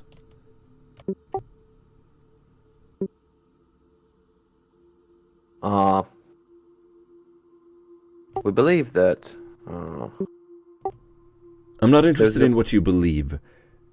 You said something about technology. You're right. You don't know anything about our field technology. You don't know anything about genetic engineering, robotics, what you call the men of iron. Is that right?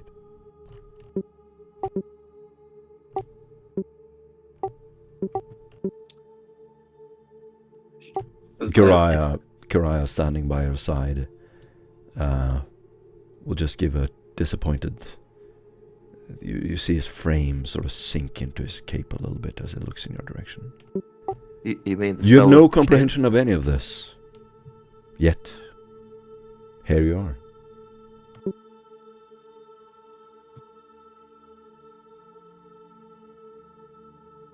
Well, you say we are from the future, and we are alive, and we are.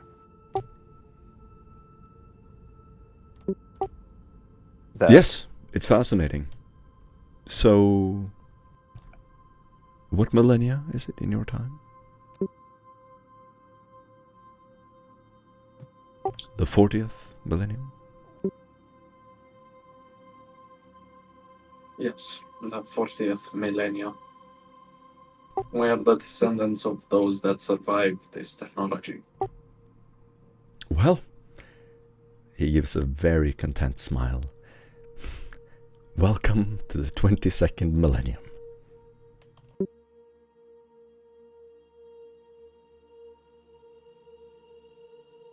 Do you understand how this is possible? I do.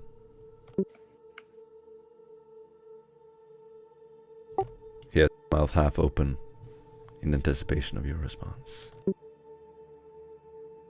Could we ask you to share that understanding with us?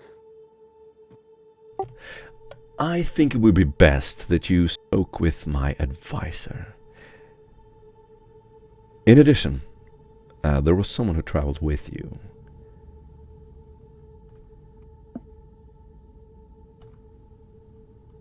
Geriah? We sent him with the greeting party, knowing he would talk with you. Yes, unfortunately his state is rather disturbed. But I'm sure we can... Geriah gives a big, X motion with his hands. As in, stop talking. Shem stands up and will walk over to one of the machines. You can see your Inquisitor standing there, sort of holes and damage in his big, bulky power armor. Shem will walk over to one of the humanoid robots. It's strange to have you here. But I'll admit, there's a part of me that is eternally fascinated by your technology. If you want, we can make this a profitable, positive exchange.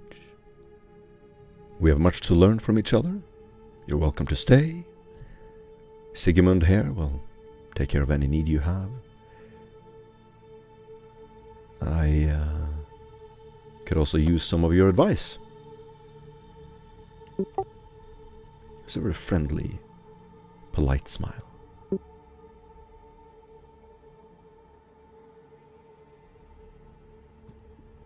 Well? Of course, sir. We will be at your disposal for the time we reside in your domain. As he takes a polite bow. What is it that you would like to learn from us? Well, first of all, I would just like to know who you are. What are you doing here? You ascended from a hole in the ground, as I understand it. And you were expected. Your scouting party told us that you would arrive. How long has that scouting party been here? Oh, about one day. And I've seen that you've taken your time to know them as well. Yes, we've been acquainted.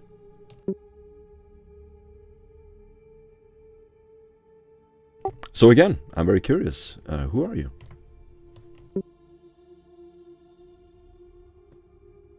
Oh, I'm Bear. We are the retinue of our. Sigmund will mumble so you all can hear it. If this is humanity's future, I don't know what we're even gonna do. It's hopeless. Shem gives a little snicker in response. We represent a plethora of different organizations that make up the Imperium that withstood hardships far greater than you could imagine, your lordships. I can imagine a lot. We have fought Xeno races. We have fought human traitors of all kinds. We even subdued the Eldar that previously held this world. It would appear that in the last undertaking, you were not entirely successful. I don't know about that. I haven't met an Eldar who've been a match to our men of iron, as you call them. An Eldar? I have a different theory. I think that because you discarded your technology, you were defeated by the Eldar. That's what I understand from your advisor here. The Eldar? No. But there is something of Eldar making that resides in this world. Inside of it, something that you have not vanquished, and something that perhaps will vanquish you in time. There's a reason why you became us, no? What do you know of your world from our time? Sorry? What do you know of your world in our time? What do I know of your world in my time? No, this world that we are standing on right now. What do you think it looks like in 20,000 years? Oh, I really don't care. It'll probably all change since you're all here, don't you think? That would be the delightful thing to say. However, as you said, our scouting party, they were lost a millennia ago. Things still haven't changed. A millennia ago. Zed turns to Thane as he gives him a disapproving nod as putting As his... far as Why we do know, you say a millennia? he's not one of ours. He's a predecessor by a long shot. Apologies, Your Grace. what my But knowledge what here I've seen of your wishes to world is that say it does fall. And I'm Uh, trying to figure out why. that will Shem will give a little motion to one of the robots and look at his wrist, and you will see Garia be led out of the room. Wasn't he still on Bear's shoulder? Yeah, he's on my shoulder. Now, all I care about is this moment. My concern now is the threat from the Imperial fleet. And I understand that you have no allegiance to them, even though you're from their world, as they would say. Times pass. But allegiances stay. For your understanding, Lord Shay, Imperial Navy and our organization work together. We have a certain degree of influence over them as they have over us. If we're able to reach an amicable agreement together, we could pull through one, if not many, of our plethora of resources, a treaty with the Imperium that would greatly differ from that of the people that That's previously not were my here. understanding. That's not my understanding. My understanding is that the Imperial Navy is here to capture you. Perhaps you haven't heard their latest broadcast. I would advise you to join in a different room and perhaps listen to the broadcast they're sending us. It is extremely disconcerting and, quite frankly, shocking to me that you don't know what their intention is, and that they're saying something completely different from you when you pretend to be from the same alliance.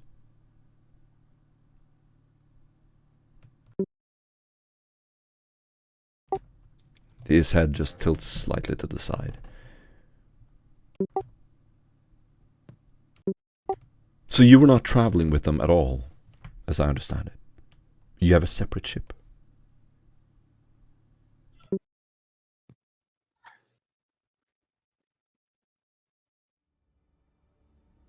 Is that right? I don't know how common this is at this time, but at our time, discrepancies in warp travel often result in time differences.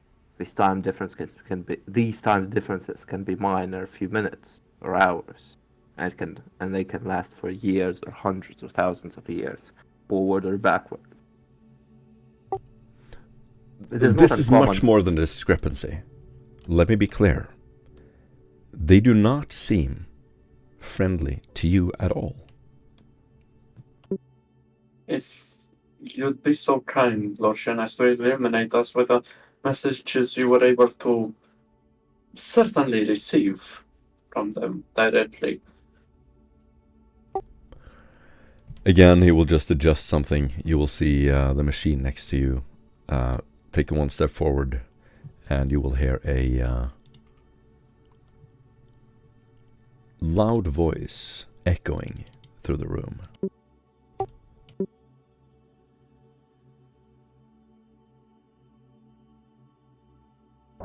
Testing 1, 2. Acolytes of the Inquisition. By orders of the High Council of Juno, I, Admiral Breve Segmentus of the Navis Imperialis, 3rd Fleet, demand your immediate surrender. You are to be sent to Juno and tried for treason by the Lord Inquisitor.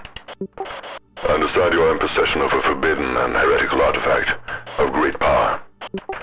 Bring it with you and board one of the landing vessels, and prepare to stand trial for violating the Forbidden World Edict. Inquisitor, surrender your forces now.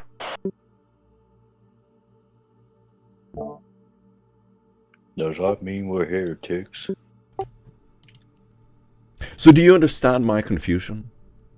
It seems that on one hand, You say you're allied with this Imperium. And on the other hand, they want to apprehend you. And you're the ones who ended the storm, according to your advisor. Who's telling the truth there? When such large discrepancies of time are involved, confusion is inevitable. I don't believe this is a time discrepancy. I think this is deception.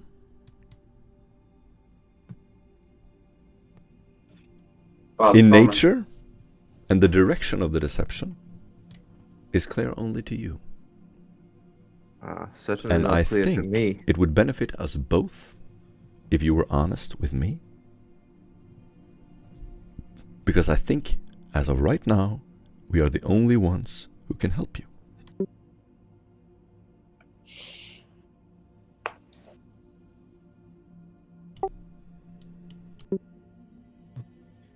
And what form of help would you offer, Lord Shen?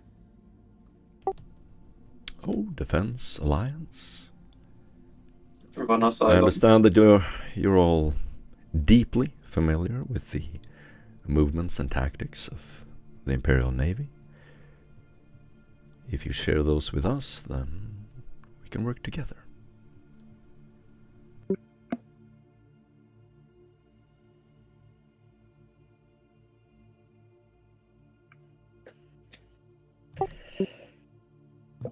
I won't make you decide here. Why don't you take some time in a separate room? Think this over. Thank you for your consideration. Of course. Thank you. You are a considerate and wise host. We're fortunate to have met you, regardless of our decision. He bows politely. Do you step into the separate room? Or do you want to I'll do make my something way to the else? separate room. What do We you want need to to do? talk. We will step from the separate room. Okay. As the doors close, you will just see him walk back to his chair and sit down. You will enter a small officio. Seems like some of the acolytes are talking among themselves. You're stumbling through the door. There's a bright light coming from shielded windows. No technology in sight. What do you do? Anyone care to tell me why the Navy is looking at us as though we're heretics? I would be more than eager to do so, but as he looks around the room, obviously concerned, I can't think but worry about the warning our friend gave us. Looking at something in the room, not something particularly, but something that is hidden. I'm sure that even though he gave us this room to quote unquote speak privately, they're listening in regardless of where we go in this freaking place. Yeah, I have the knowledge that far succeeds our expectations for that level, at very least. Arlene, Testing other one. than the planet itself, as you said before, do you sense any other presences that seem off? I did not sense any vile influences nearby. I can't say for the whole planet. Lady Erling, I know that some of the Astra telepathic are capable of partaking in a form of communion. A private meeting, a more private meeting. Are you trained in such a way?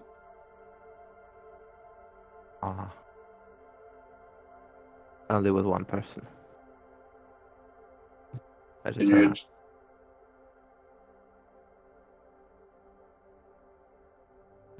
I see. This is unfortunate. While we were in there, you But- mentioned bringing up the warp and time discrepancies. In the 20th millennia, how familiar were they with the warp? How should I know? Jericho swivels on a chair. He has lit a few candles, and again, with a low stick in his hands and his navy overalls, he just sighs. Looks like we got ourselves in a pickle. I don't think they know anything. I think They should know at least of the I, warp travel. not necessarily. I think the Psyker told them everything. They may have an abstract understanding of it, but I don't think they really know what they're talking about. Indeed, If the they way that did, he wouldn't be so casual about it. I agree.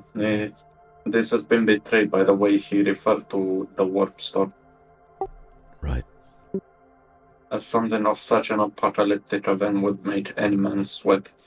Yet he referred to it as if a mere inconvenience or something that has nothing to do with him. I think most just- of what he told us was to gain information from us. Just before we proceed, do we understand correctly what is happening here? I'm getting the impression that the planet itself has been altered and transported through time, and we were the only thing that remained constant, judging by that the fact that the fleet outside of the planet is aware of us and looking for us specifically. Well, I can tell you from someone that was in orbit before.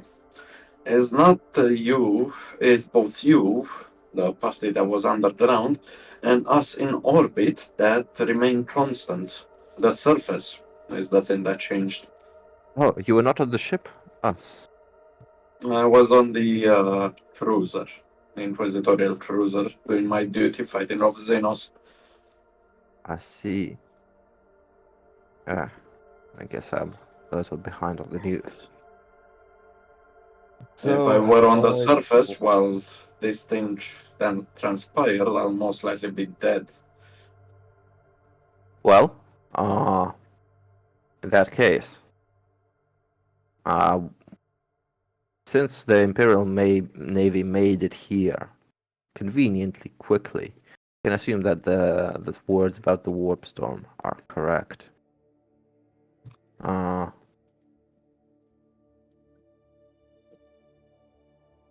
The warp storm has not been stopped. It was merely pushed back for how much time we have yet to discern. There are some people that think that it is a full retreat of the chaotic powers, or that it is merely a short reprieve. I am of the latter way of thinking. Zaul will stand up from a chair and walk forward. I heard a story about something like that. An ancient myth. Please. If it's one of the ancient deities of the Eldar, the only way to stop them is through the Eldar themselves. Through the Eldar themselves? How do you mean? Is their technology.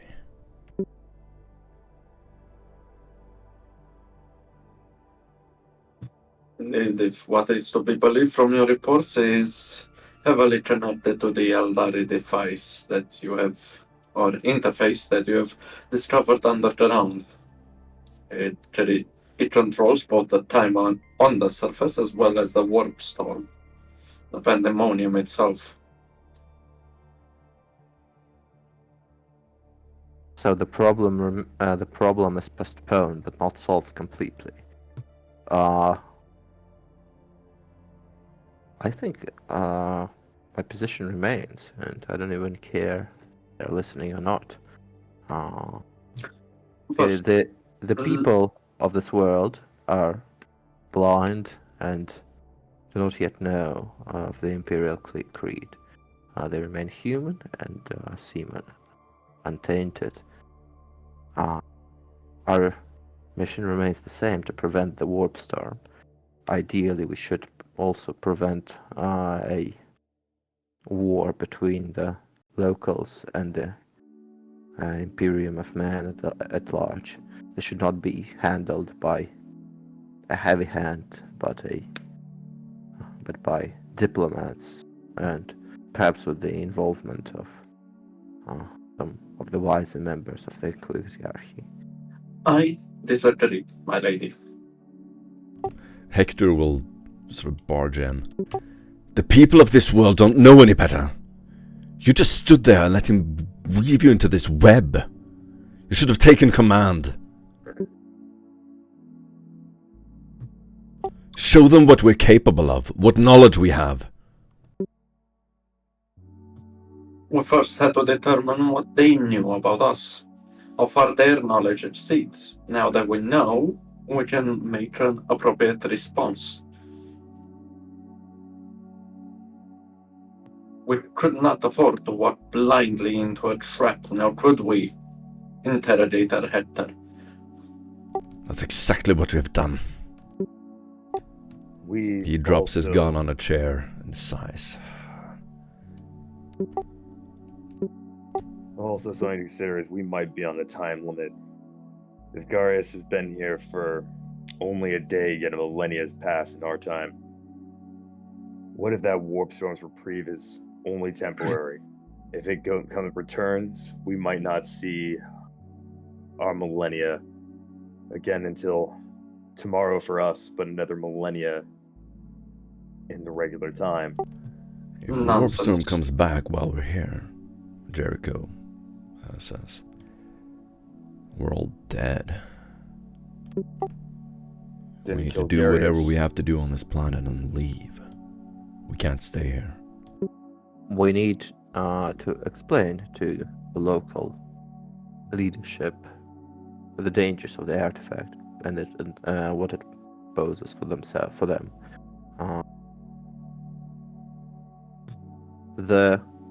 Whether the warp storm comes back or not, planet will become, as long as the artifact and the power it holds still resides on this world, it will continue to be a magnet for all sorts of terrors, both of chaotic nature and of alien. Based on what you said, though, that the presence seems to permeate the entire planet. What if the entire planet is the artifact? How do we handle that then? I do not know yet.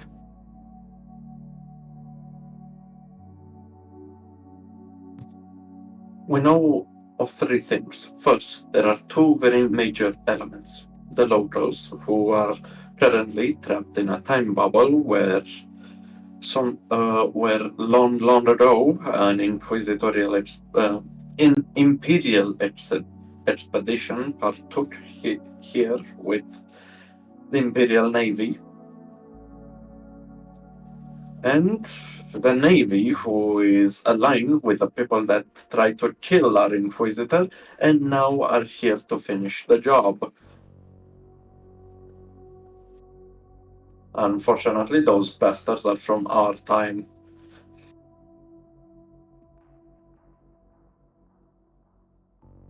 I am certain that all of you are aware of the Navy's nature, correct? As he looks at all of you. Smash. Even Bedbear knows. What are the chances that our They Navy did. are the They did mention a second Inquisitor, though. Yes, he might have been the one from the legends. Or... no, I doubt... What time would he be from? The Inquisitor What was his name again? The Inquisitor will slowly rise. Lord Inquisitor Spiral Hawk. From the 37th millennium.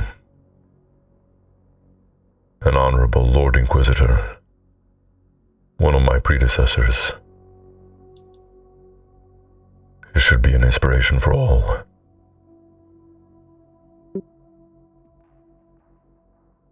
Yeah, for them, he was here just yesterday, or at least his scouting party was. And now we're here. Not necessarily. The Psyker said he had seen him. It was a Psyker traveling, not Spironhawk.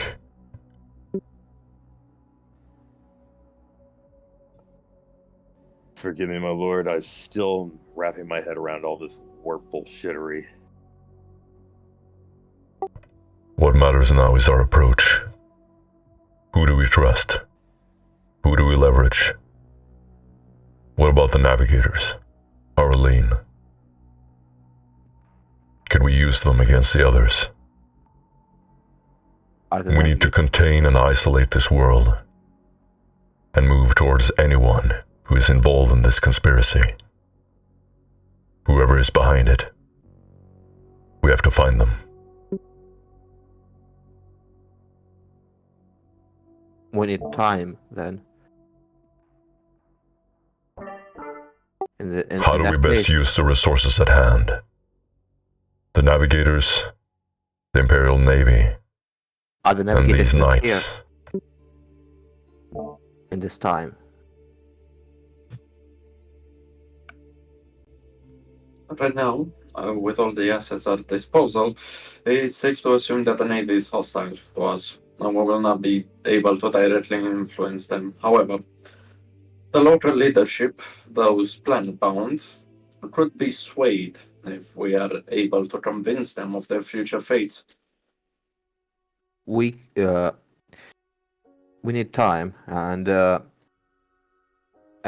preferably we need as fewer human deaths as possible. I suggest we advise the local leadership on ways to avoid conflict with the Imperial Navy. With all due respect, the Navy is mighty indeed, but they're also intelligent. They would not risk severe damage should they be aware of the might of the local forces. But are they aware of that? Well, we must ensure that the local government shows them that. That, of course, rests upon our capability of convincing them to listen to us. We could possibly ask the lord of this land if he can give us the ability to communicate, unless anyone else already has that, with a naval fleet. Inquisitor, who among them would even have the authority to arrest you like this? Haven't you been paying attention? There's a lot going on. Is the sector governor. Under the... No. It's the Lord Inquisitor himself. But which one? We don't know. It matters little. What we do know is that he's using the sector government as his hammer. No, as his news. Is he using the sector government as his news, or is the sector government using the Inquisitor? Is the Inquisitor corrupt or deceived? It matters very little. We'll be facing a firing line should we surrender ourselves, and should they have their way before we find out. And I heavily doubt that he's even here. There may be a difference if the Inquisitor is deceived and we make him see reason. Then there's a lot happening. I'm trying to get my timeline of things correct. When did the Imperial Navy arrive? Jericho. So it swivels on his chair again, looking up at you, raising his low stick. You'll see this cloud of smoke up in the air. They arrived right after you went underground. We had a few calls back and forth, but they broke contact. Were they demanding our arrest right then and there, or what was happening in that interim? There was only us to stand down. I think they were after the Inquisitor. They couldn't find him, and they interrogated hundreds of people. Eventually, they intercepted our call. They got word the Inquisitor is back. And now they're probably looking for him. They're after him. That's why they're here. We don't know why. There's someone on Juno who wants him dead. They thought they did the job, but the assassination failed. Now they want to finish it. I'm almost afraid to ask what I'm about to ask. Do you think this world would have the means to get us to Juno? Jericho's gaze will just fall to the ground and he just stares at the carpet. I'm just a pilot, man. They have some of the most advanced technology we've ever seen. For all we know, they could get us there. We investigate there and return with their items. But at the same time, I don't know if we want any of the technology leaving this world. Is a quarantine world for a reason. Team. And we already possess the means to reach Juno. Is in orbit, awaiting our arrival. But there is still work to be done planet side. I'm aware. There's questions of who is hunting us on Juno. We've already learned the name of a prefect on Juno. There's things that are tied together. What steps do we take is the question.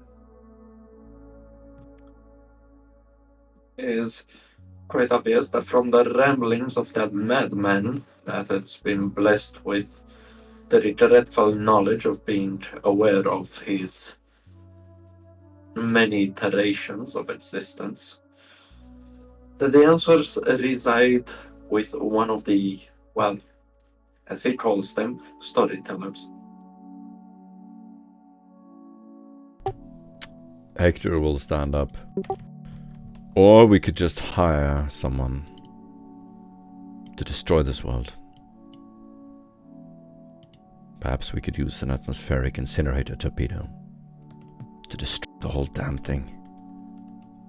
End it all. And are you certain of that this will surely destroy it? Or merely just damage it slightly? And I've yet to see a planet survive it. yes, can you say for certainty that by destroying this world, we will also rid ourselves of the pandemonium? What would it make the pandemonium worth? At least we destroy the damn machines. The machines are not the problem. Oh, they could be. They could be, but that's not our problem right now. And we definitely don't want to destroy the world. Because while the world may not survive it, I can certainly say that the warp storm can survive that.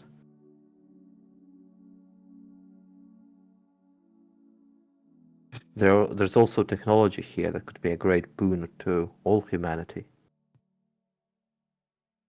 And We're a great threat. one planet is not a threat to the Imperium.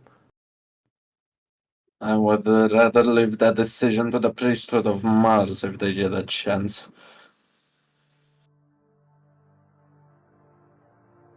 Not corrupted by the enemy.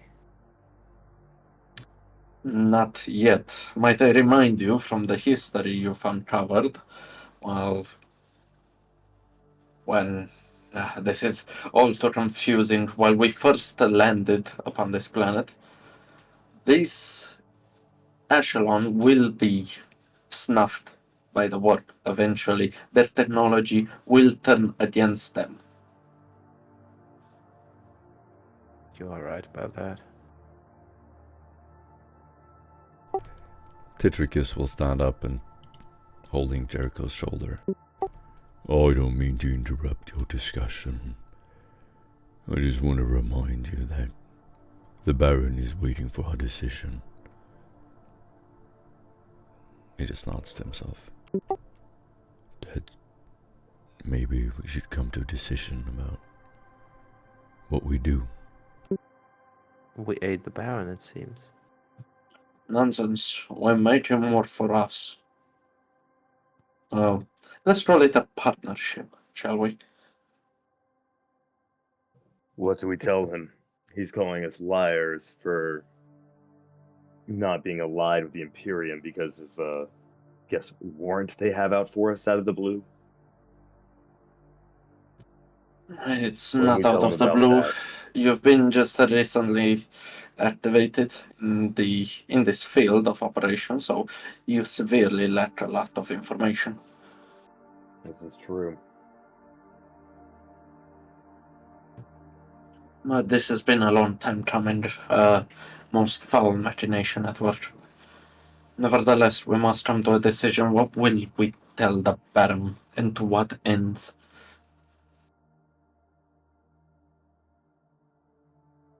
Anyone have any ideas?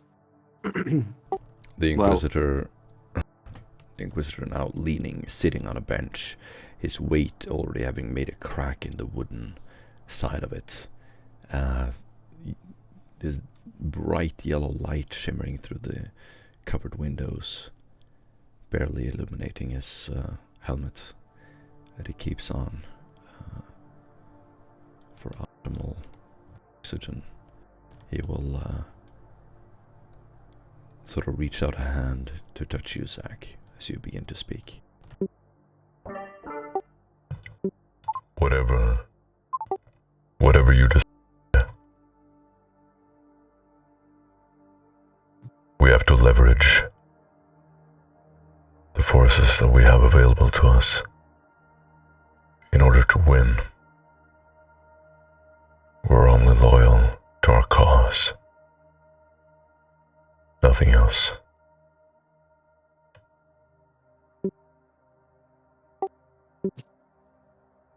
That we are, Lord. You have heard the man. The final decision, I'm afraid, will reside with you, Arlene, as you are the most senior of the people here. At least according to your record. We agree to aid the Baron in negotiating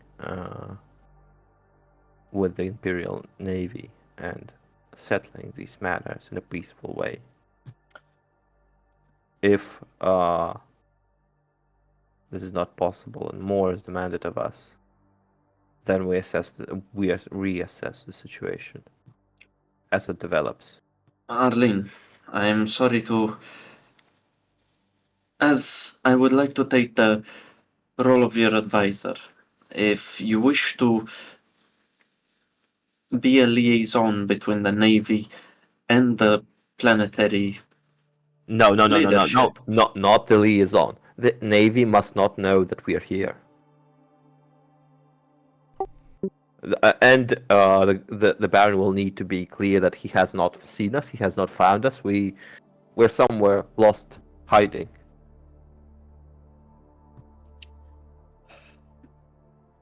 Arlene, I'm afraid that it's far too late for that. The Baron has already made his assumption, and he seems like a stubborn one. No. He has made his assumption, but as long as he doesn't meet any psychers personally, then the Navy will never know if he knows about us or not. He can tell us that he has not seen us, and how would they be able to tell if he's lying or not? Would they not be aware of our own ship in orbit? The Imperial cruiser is currently running silent, and they do not possess a lot of ships in order to scour the entire system. Even if they are, what does that doesn't say anything about the ground crew. Jericho will sound up as he begins to raise up from the chair. They went through the entire crew, interrogating everyone. We made sure there were no leaks. No one knows the Inquisitor is here. Not even our own people.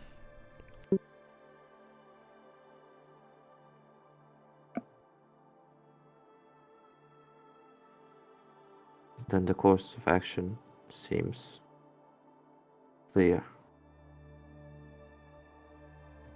I can tell you this, Arlene. Should they open communications with the Navy, they will negotiate for our arrest. Even if they suspect that we are who we are, they will use this as leverage. Hiding our identity and pointing a finger at the Navy for being hostile could buy us some time. Even forge a minor alliance until we finish our job here and then blast off this rock. You know that any deals, as long as the deals involve one-time transactions, the Navy is not likely to follow through with any long-term agreements after them. They have no interest. What they are Exactly. interested in is our blood. Yes, They work exactly. for people that care not for us. They may be innocent, but right now they are our enemies, and I would see them dead before us. Yes, and they have nothing to offer in the short term, in the immediate term to our generous hosts. They can offer things long term, but they would not honor those agreements to heathens. Indeed, and if we are able to convince him of this and assure him that working with us is the only way for the safety of his kingdom and people, That is what we do. I will leave the negotiations to you. However, know that what you will be saying will affect us in the future profusely. So I bequeath you to think twice before any word leaves your mouth. Ireland starts pacing back and forth nervously, tugging on her hair. Right. I'll try to do my best.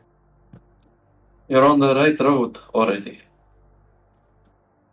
It's just our lives. No worry. Yeah. Right. Awesome. Do you leave the chamber? Yes. Should I? Okay. As you walk back into the room, it is smoke filled with incense, and there's just god light sort of shimmering down from above, painted window above.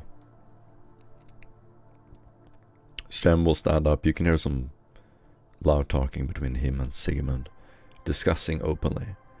As you enter the room, Shem will say, I don't know, they seem reasonable. That's, oh, there they are. Welcome back. Yes. Pleased to thank see you again. Shem thank stands you. up and will stand next to the bench. Thank you for giving us time to think. We have discussed matters between ourselves and given it quite a lot of thought. We believe it is in the best interest of everyone if we work together. on these troubles that are facing this planet. And A wise decision.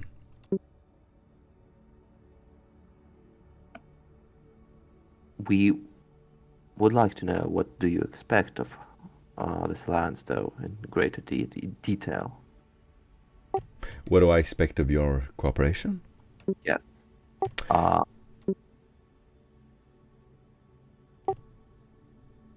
Well, first of all, I expect us to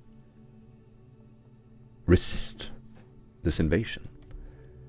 We currently have several hundred ships orbiting our planet. Among them, attack craft, perhaps you know the patterns. We have never seen them before, but we know that they're very capable. They've fired a few shots and done some damage. We would like to know what they're capable of, how they tend to approach the planet, how they tend to do an invasion, how we perhaps can use the Imperium's weakness against itself, and how we can resist this invasion so we don't lose our lands and our technology to these, what are quite frankly simpletons,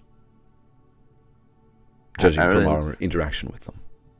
Erlen frowns at hearing the situation described. You're saying that there are hundreds of ships, and that... Well, hundreds of small attack ships.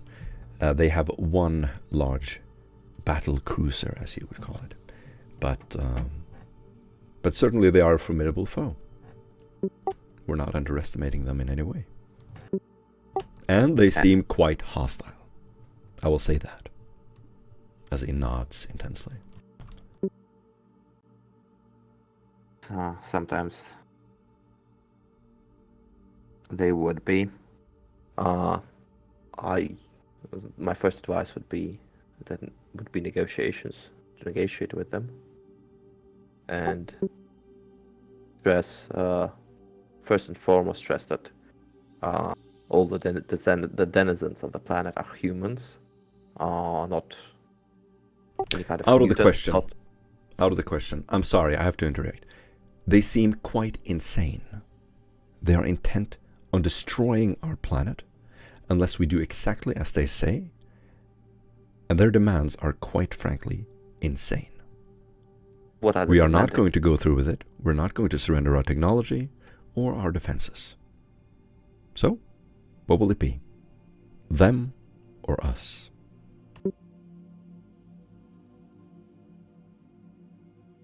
What are they demanding of you? To surrender all of our technology, all of our robotics, all of our genetic engineering, all of our AI, as you would call abominable intelligence, and so on and so forth, ad nauseam.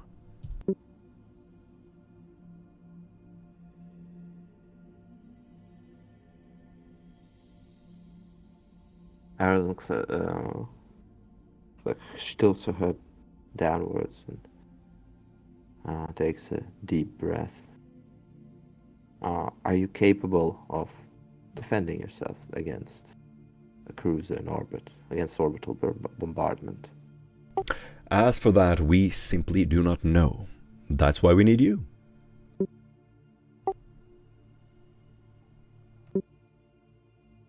Yes, we will help you. I do hope that this issue can be resolved in a bloodless manner. So, That seems quite unrealistic at this point. But I appreciate the sentiment. We will certainly try. Now, do you know who this Admiral Breve is?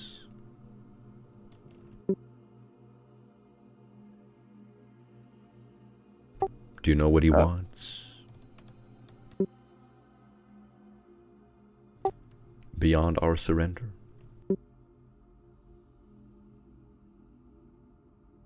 I can assume that the issue with technology comes from the is influenced by the priesthood of Mars. But Admiral, would we know him? Erling is gonna look. Oh yeah, you would know him. Yeah. He's a famous admiral in the sector. Like, do we know anything specific about him? Like, is he You would have to competent? talk to Jericho, which you haven't yet, as I understand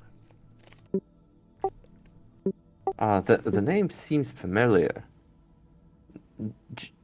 Jericho, you as a naval man, do you know? Jericho gives you an intense stare as you begin to address him.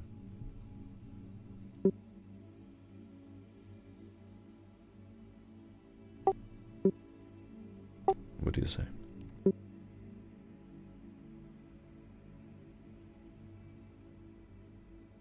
Would you describe him as a reasonable man? Jericho will just clear his throat. Yeah. Sure. Definitely.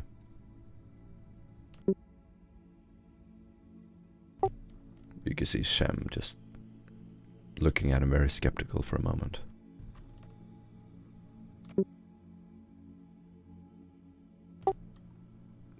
Jericho will lean over to you and say, "I told you I shouldn't be talking."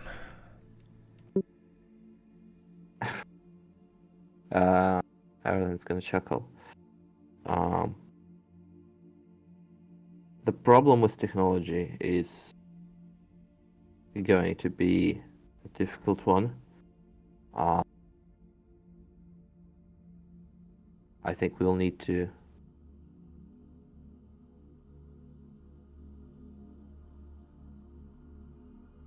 Now, excuse me for one moment while you think.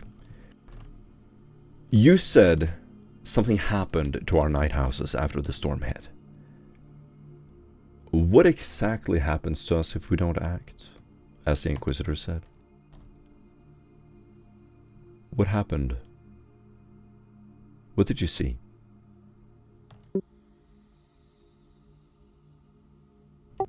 What happens if we fail to stop this force, this storm? You mean the artifact and its influence? You talked about the warp, you talked about the storm. What is it? What would happen to us if the storm passes through and it comes back? What would happen to us?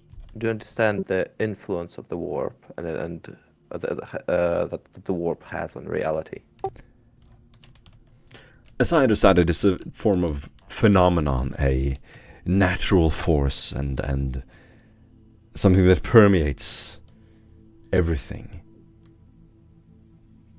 Is that right? The warp is more of an unnatural force. It's a unreality that it exists in parallel to our material and real world. It is. That doesn't sound very reassuring. It's not, and it's not meant to be. A warp storm is a weakening of the veil between reality and unreality, and when it spills out, it disrupts warp travel for many light years around,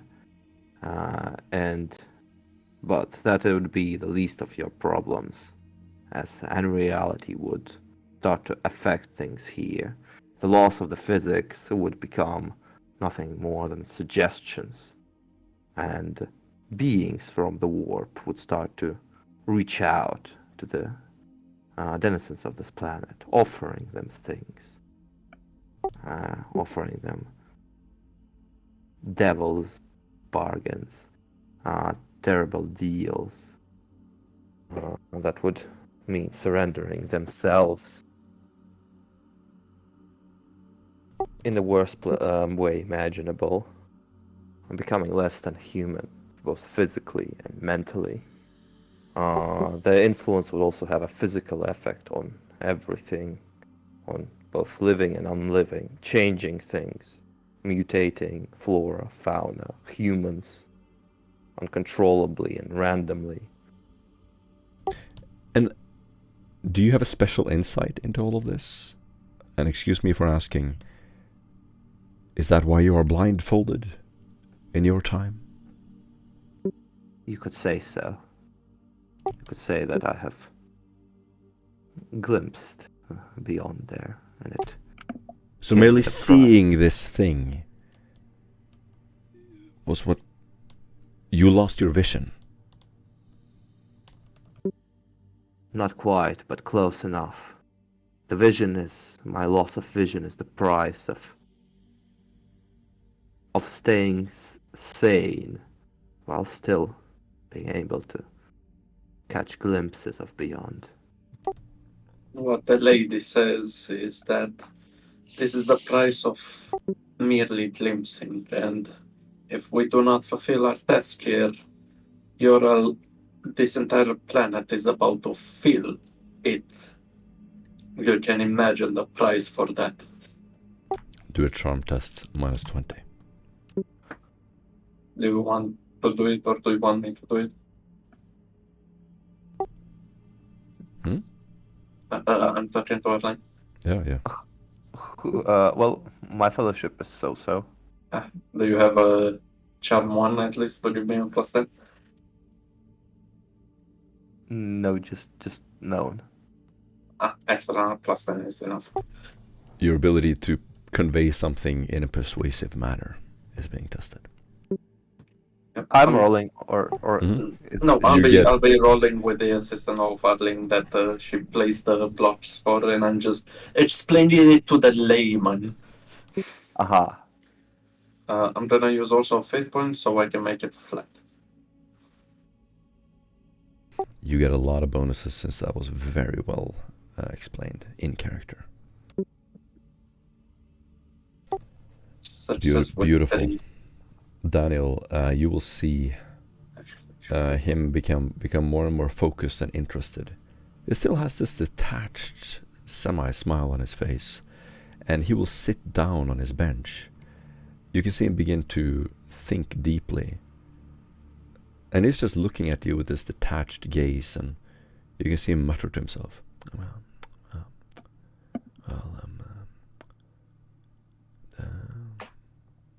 No. He raises his eyebrows and sort of just looks around the room. Go on. This is interesting. Please. After finishing the explanation, so he, with his understanding, can speak to, or at least pretend to speak on the same level of understanding as Arlene, I would turn around slightly as I go and touch Arlene's shoulders and whisper, "He's eating from the palm of your hand, going."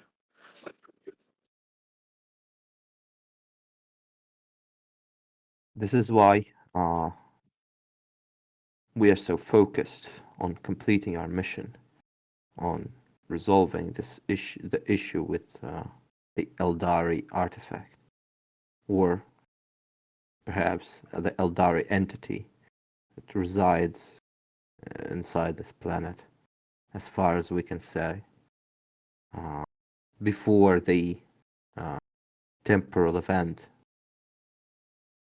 it was an artifact. It was focused in a sense, contained in a certain artifact.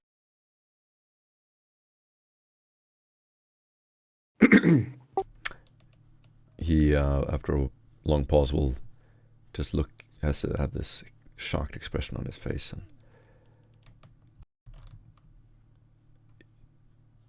we've had visitors before from your world, so to speak. They never told us these details.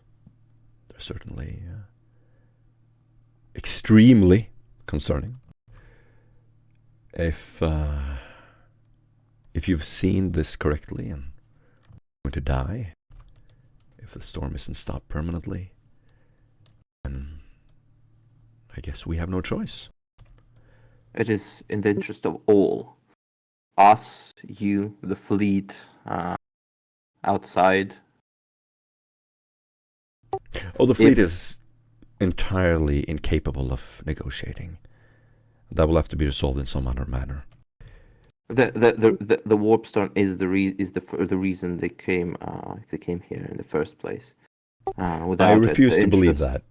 If they understand the nature of what you described, they seem entirely intent on pure domination, incapable of negotiation. Forgive my lady, for she's to refine to utter the words that which I am about to say. The fleet, you have blessed them with the words simpleton. You're giving them far too much credit. They are merely tools of a buffoon that thinks he can control the apocalypse. Yes. Yes, that seems much more likely. Yeah. As the lady said, this pandemonium, as we call it, will affect all of us. While we would, the lady would like to see it as us helping you, in reality, we are helping ourselves, and in the process, you as well. As I presume neither of us want to die anytime soon, correct? He nods slowly. Yes, exactly. Exactly. So, the secret that can stop the storm from coming back is on this planet that you've colonized, called Juno, as I understand it, from your psyker that we spoke with earlier. But the Empire is hostile to us and ruled by someone who wants to bury this knowledge. Someone that is not here. And they're controlling this fleet that's about to destroy us for reasons we don't understand. Bear's going to lean over to Thane and goes, I think he's talking about the Emperor. No. He's talking about the sectoral government. But there is one thing that they haven't considered. Our ships and our weapons are far beyond yours in technology. Integrated with Xeno technology before your so-called Dark Ages, we can hold off the Imperium's weapons. We can withstand all of this. We can even mount an attack on Juno. Or perhaps escort you there. If that would stop the origin of the storm. What would you need us to do? Lord Shen, my lady, if you'd permit me to speak. Of course. Lord Shen, you must be under a misunderstanding. The Imperium isn't controlled by the man that ordered this Admiral and his fleets. No. The force you are currently facing is merely a scouting party.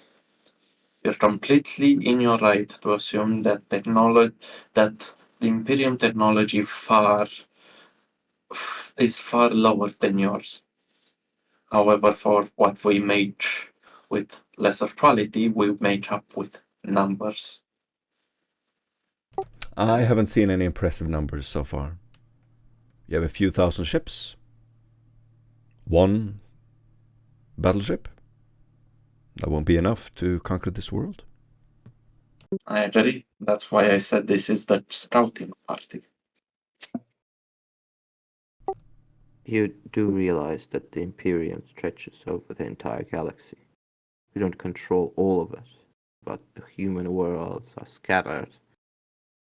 There's a million human worlds in this galaxy, all on the planet. As you say that, Sigmund raises his eyebrows and just palm of his hand just slides from the top of his head to his mouth.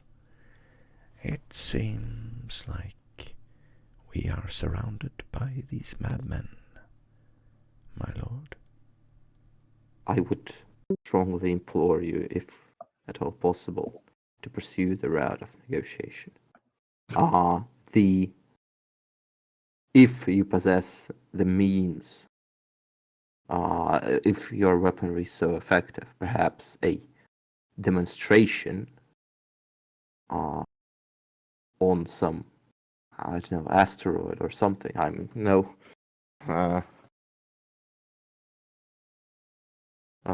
Battle commander,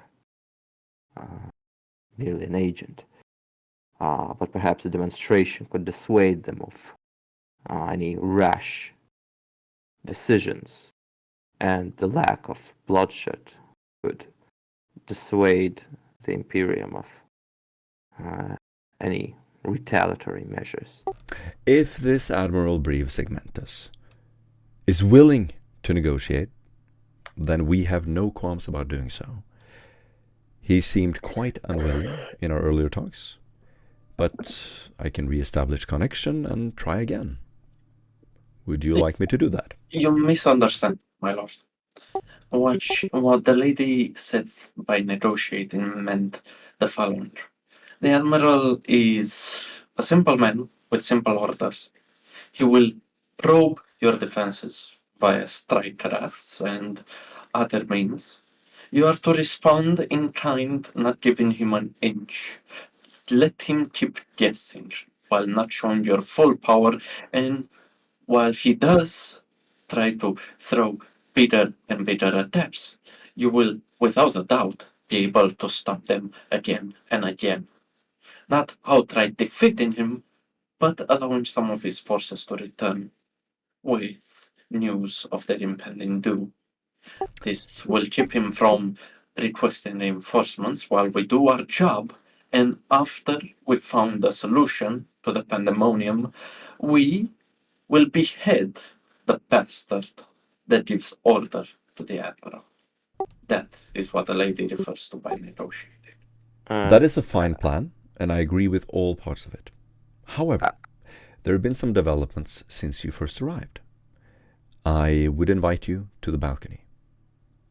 If you would please join me. I'll follow. You can hear the echo of his footsteps as he opens large doors into another hallway, goes through it, curtains flowing after him, another hall, and finally, as you exit and look up, you will see a glittering of light above. Huge explosions, ships crashing to the world, looking like meteors, and this just keeps going again and again. You will also hear thundering of cannons in the distance. It seems like a full-on war has broken out. What is happening? As the Baron by your side turns to you, looks up. I think they're going to find very quickly that they have underestimated us. We're already in the process of destroying most of their fleet, and then we will destroy their battleship.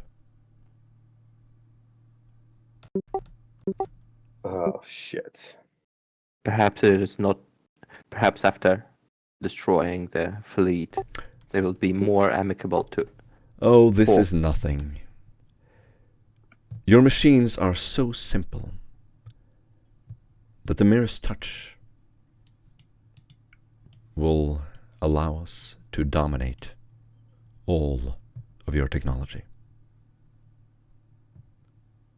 It will spread like a locust, and like anything you could imagine in your time, from machine to machine, until we control them all.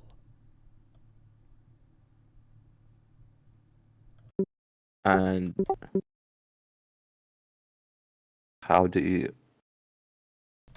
You see, if you have disarmed yourselves entirely, not you, but the Imperium, by refusing to use artificial intelligence, you have left yourselves defenseless.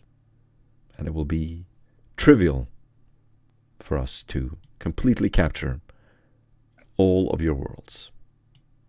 And we will do so with a centrally controlled artificial intelligence that we will control from here. And did you account for the influence of the warp upon this intelligence? That's where I need your help. And the help of your psyker. A human mind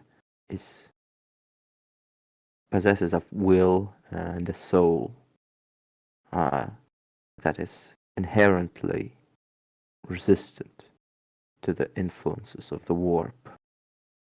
Cold machine. I am no tech priest. I do not believe that it in itself is capable of any resistance. I have. As of right now, all of your stories of the warp are mere fantasy. I am not interested in anything that isn't immediately available to me. And right now my concern is to defeat the Imperial fleet. Then we will take it from there. Erlen's cows, but not. Would you like to assist me or not? It is a simple, practical matter. If not, I will gently let you go. You are free to go.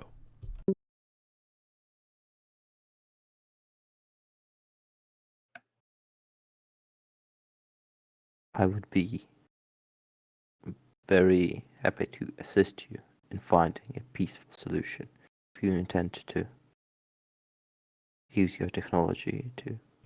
Oh, it's far too late for a peaceful solution. Is it? They try to destroy us.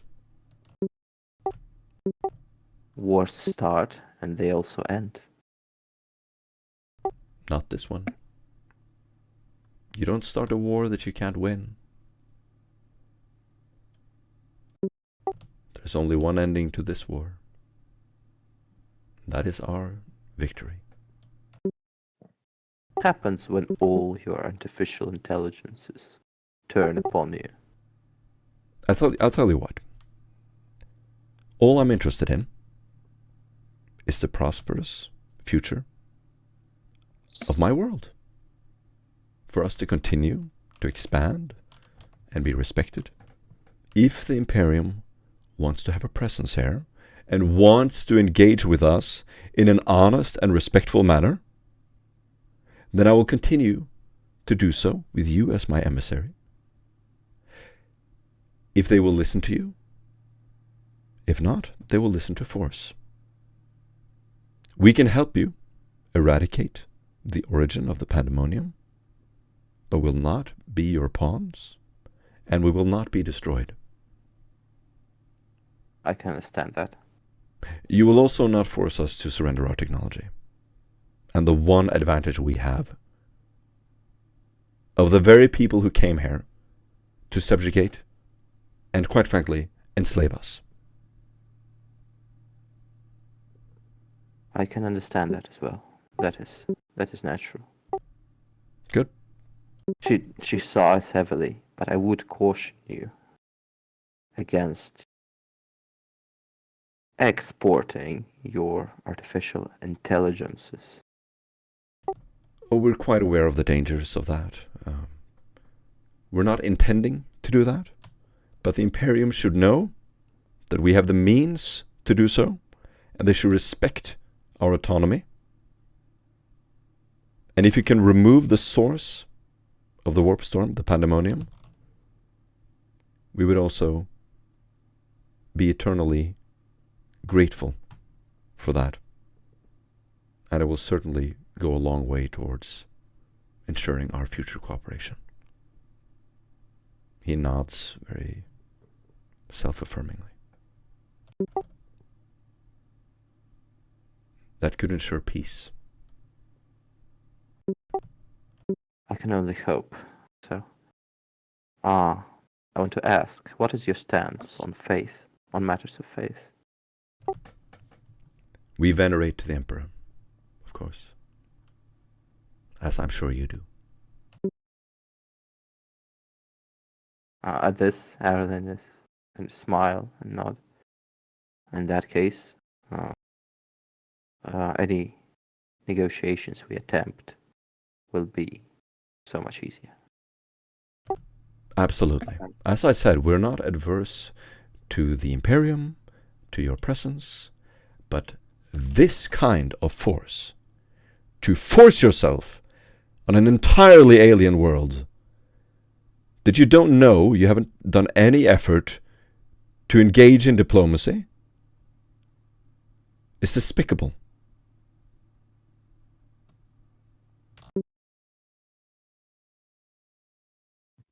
It's the art of lesser minds, Lord. The leadership of the sector really needs a change. It needs to be completely rooted out. And we are willing to help you in doing so, if you want to receive our assistance. If not, then we can go our merry ways. We'll need to think upon how to pursue our investigations. There are undoubtedly clues to be found, both on your world and in the sectoral capital. Good. I understand that maybe you have some more questions. Perhaps you would like to receive some accommodations. Maybe you need a guide. You can speak to Sigmund. He will help you in any way he can. And I have also heard that you represent a powerful and unseen force in the Imperium. That's why I'm here, negotiating with you. Whoever you are, I know that you're very powerful, capable. And I want you to know that I respect and appreciate your attempts to reach out to me in a respectful manner. So, will there be anything else?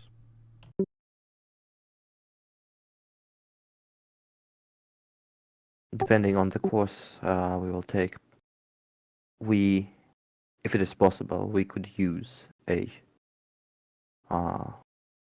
transport to the sectoral capital.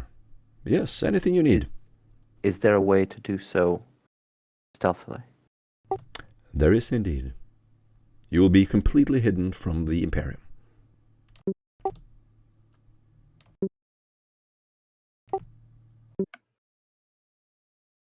That could be a great tool. We'll need to think on how to utilize that. I also understand that you have hidden forces that outmatch some of the Imperium's forces. And an alliance between us would certainly be of great potential. I will say that. And something that I think you should seriously consider if the Imperium continues to behave in this manner.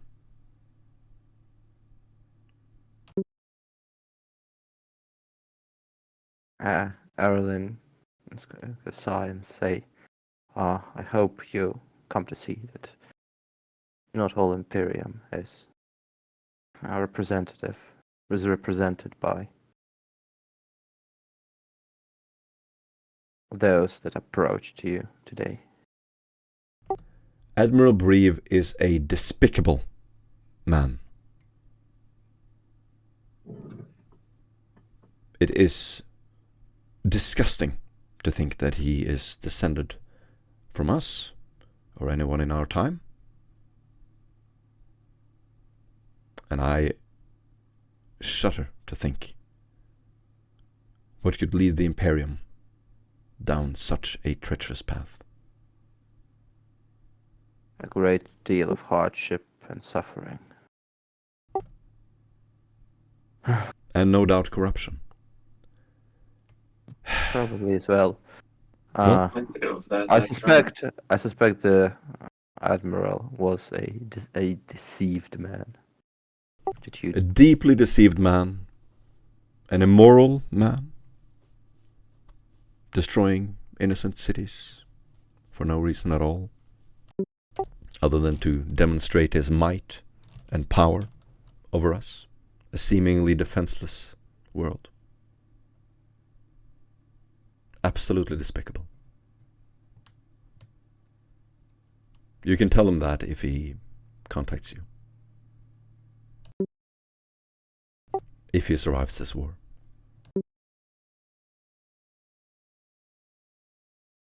You realize he's not the only soul on the ship, right? There are tens of thousands of people there. I wish that I could reach through to them and speak with them. I truly do. If we manage to capture anyone, we'll make our best attempts to persuade them to change course. Whoever is controlling this invasion, well, I hope that the Emperor strikes out against them for this injustice.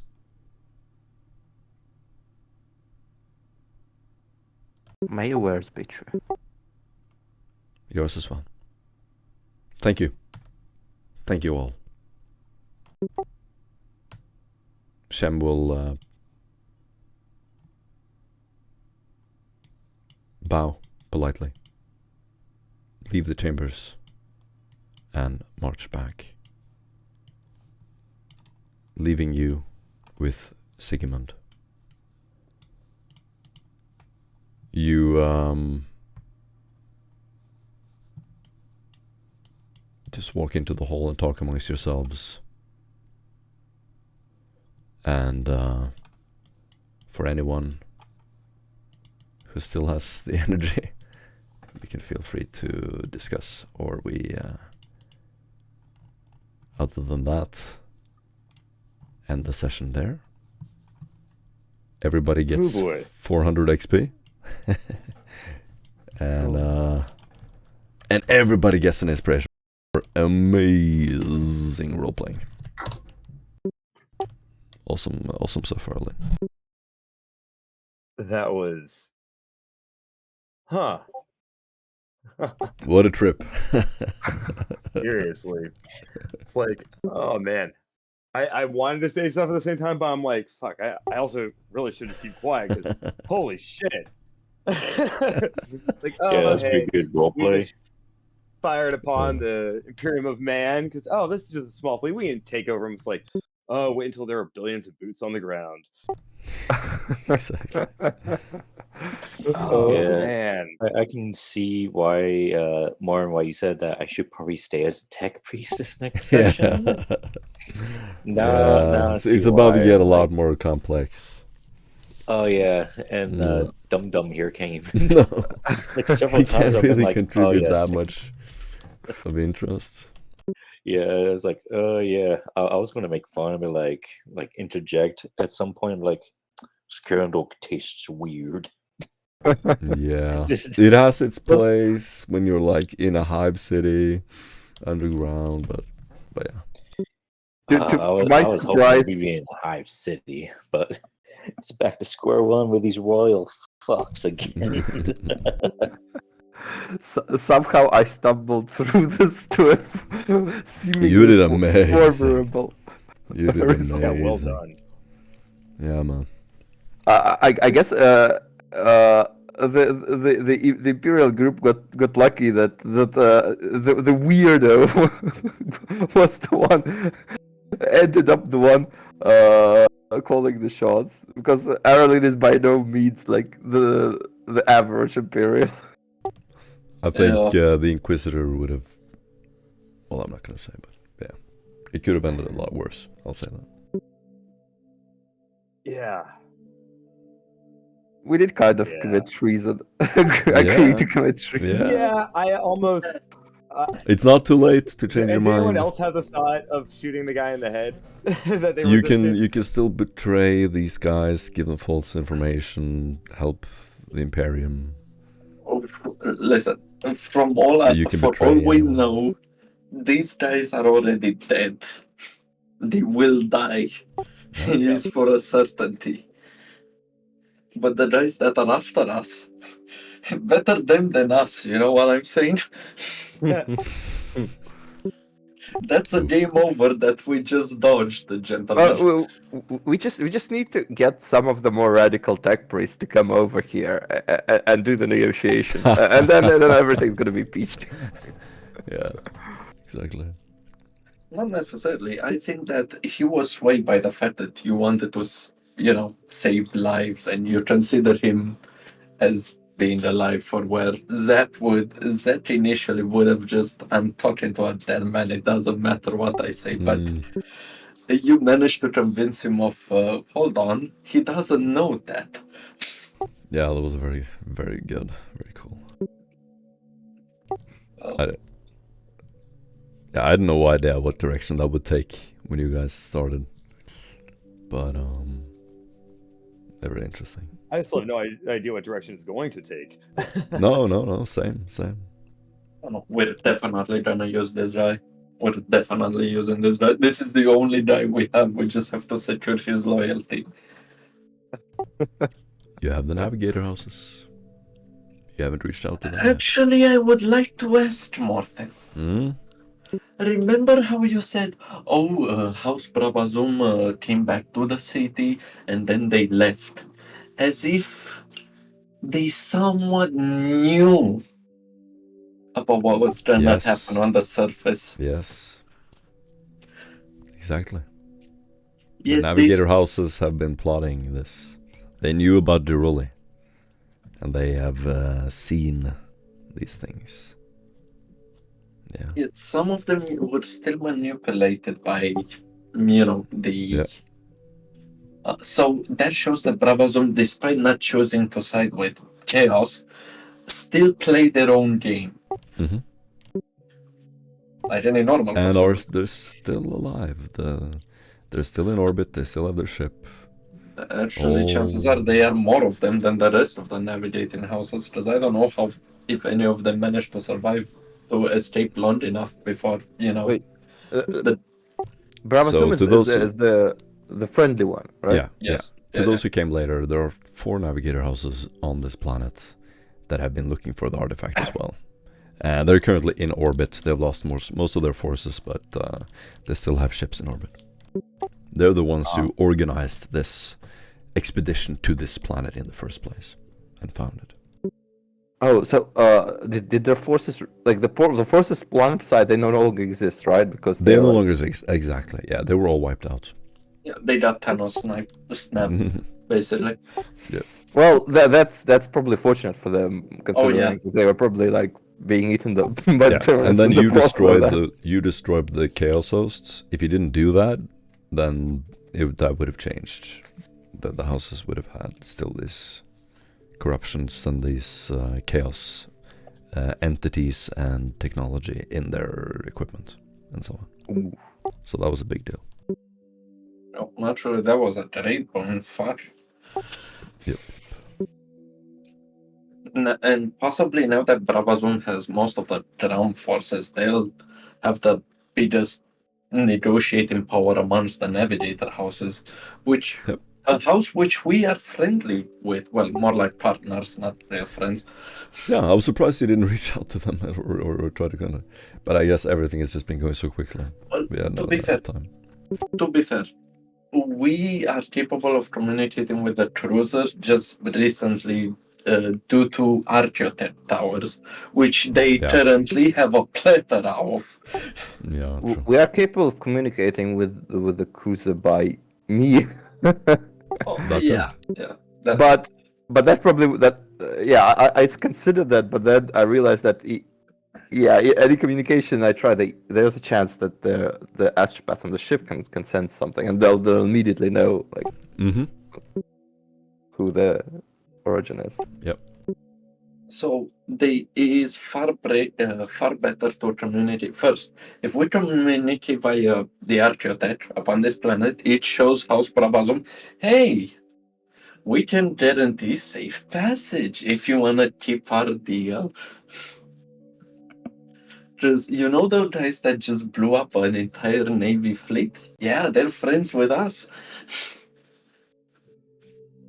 So all of those men that you can put on planet don't mean shit if they burn in atmosphere now, do they? Yeah. So this helps us keep things civil amongst ourselves, and Rabazon hopefully will keep the other houses in line. Yeah, I liked your little discussion and everything. It was good. That's optimistic. No, you guys did really, really well. As for the guy, the NPC Morton, I have to say, it's such a refreshing feeling to know that this is just a simple guy that just cares about himself and his people. No secret agenda. Just he already got everything. He got the tech, he got the money, fuck him. What more does he want? Now there's an issue of the war. I went a lot into Shem with his principles and values. I nerded out on that shit. He got the luxury for it, the son of a bitch. Yeah. Yeah. Yeah. Interesting stuff. It's a good talk. All right, gentlemen. You did pretty well. I'm not gonna lie. Good job. Yeah, that was a good job. And this is why I told you guys to make interesting roleplay characters with depth, because an ogre might not have that much to contribute. And no, it's good to have him around for a little bit of simple humor in the back. I don't mind. Yeah. And there's some like yeah. Getting like out of you guys. See you next time. See you next time. See you. Also, Joe, you could easily also interject it in the thing while he says, he's an unrefined man, and you as an order intro say, he's dumb. And be like, see, local noble smart. He sees dumb.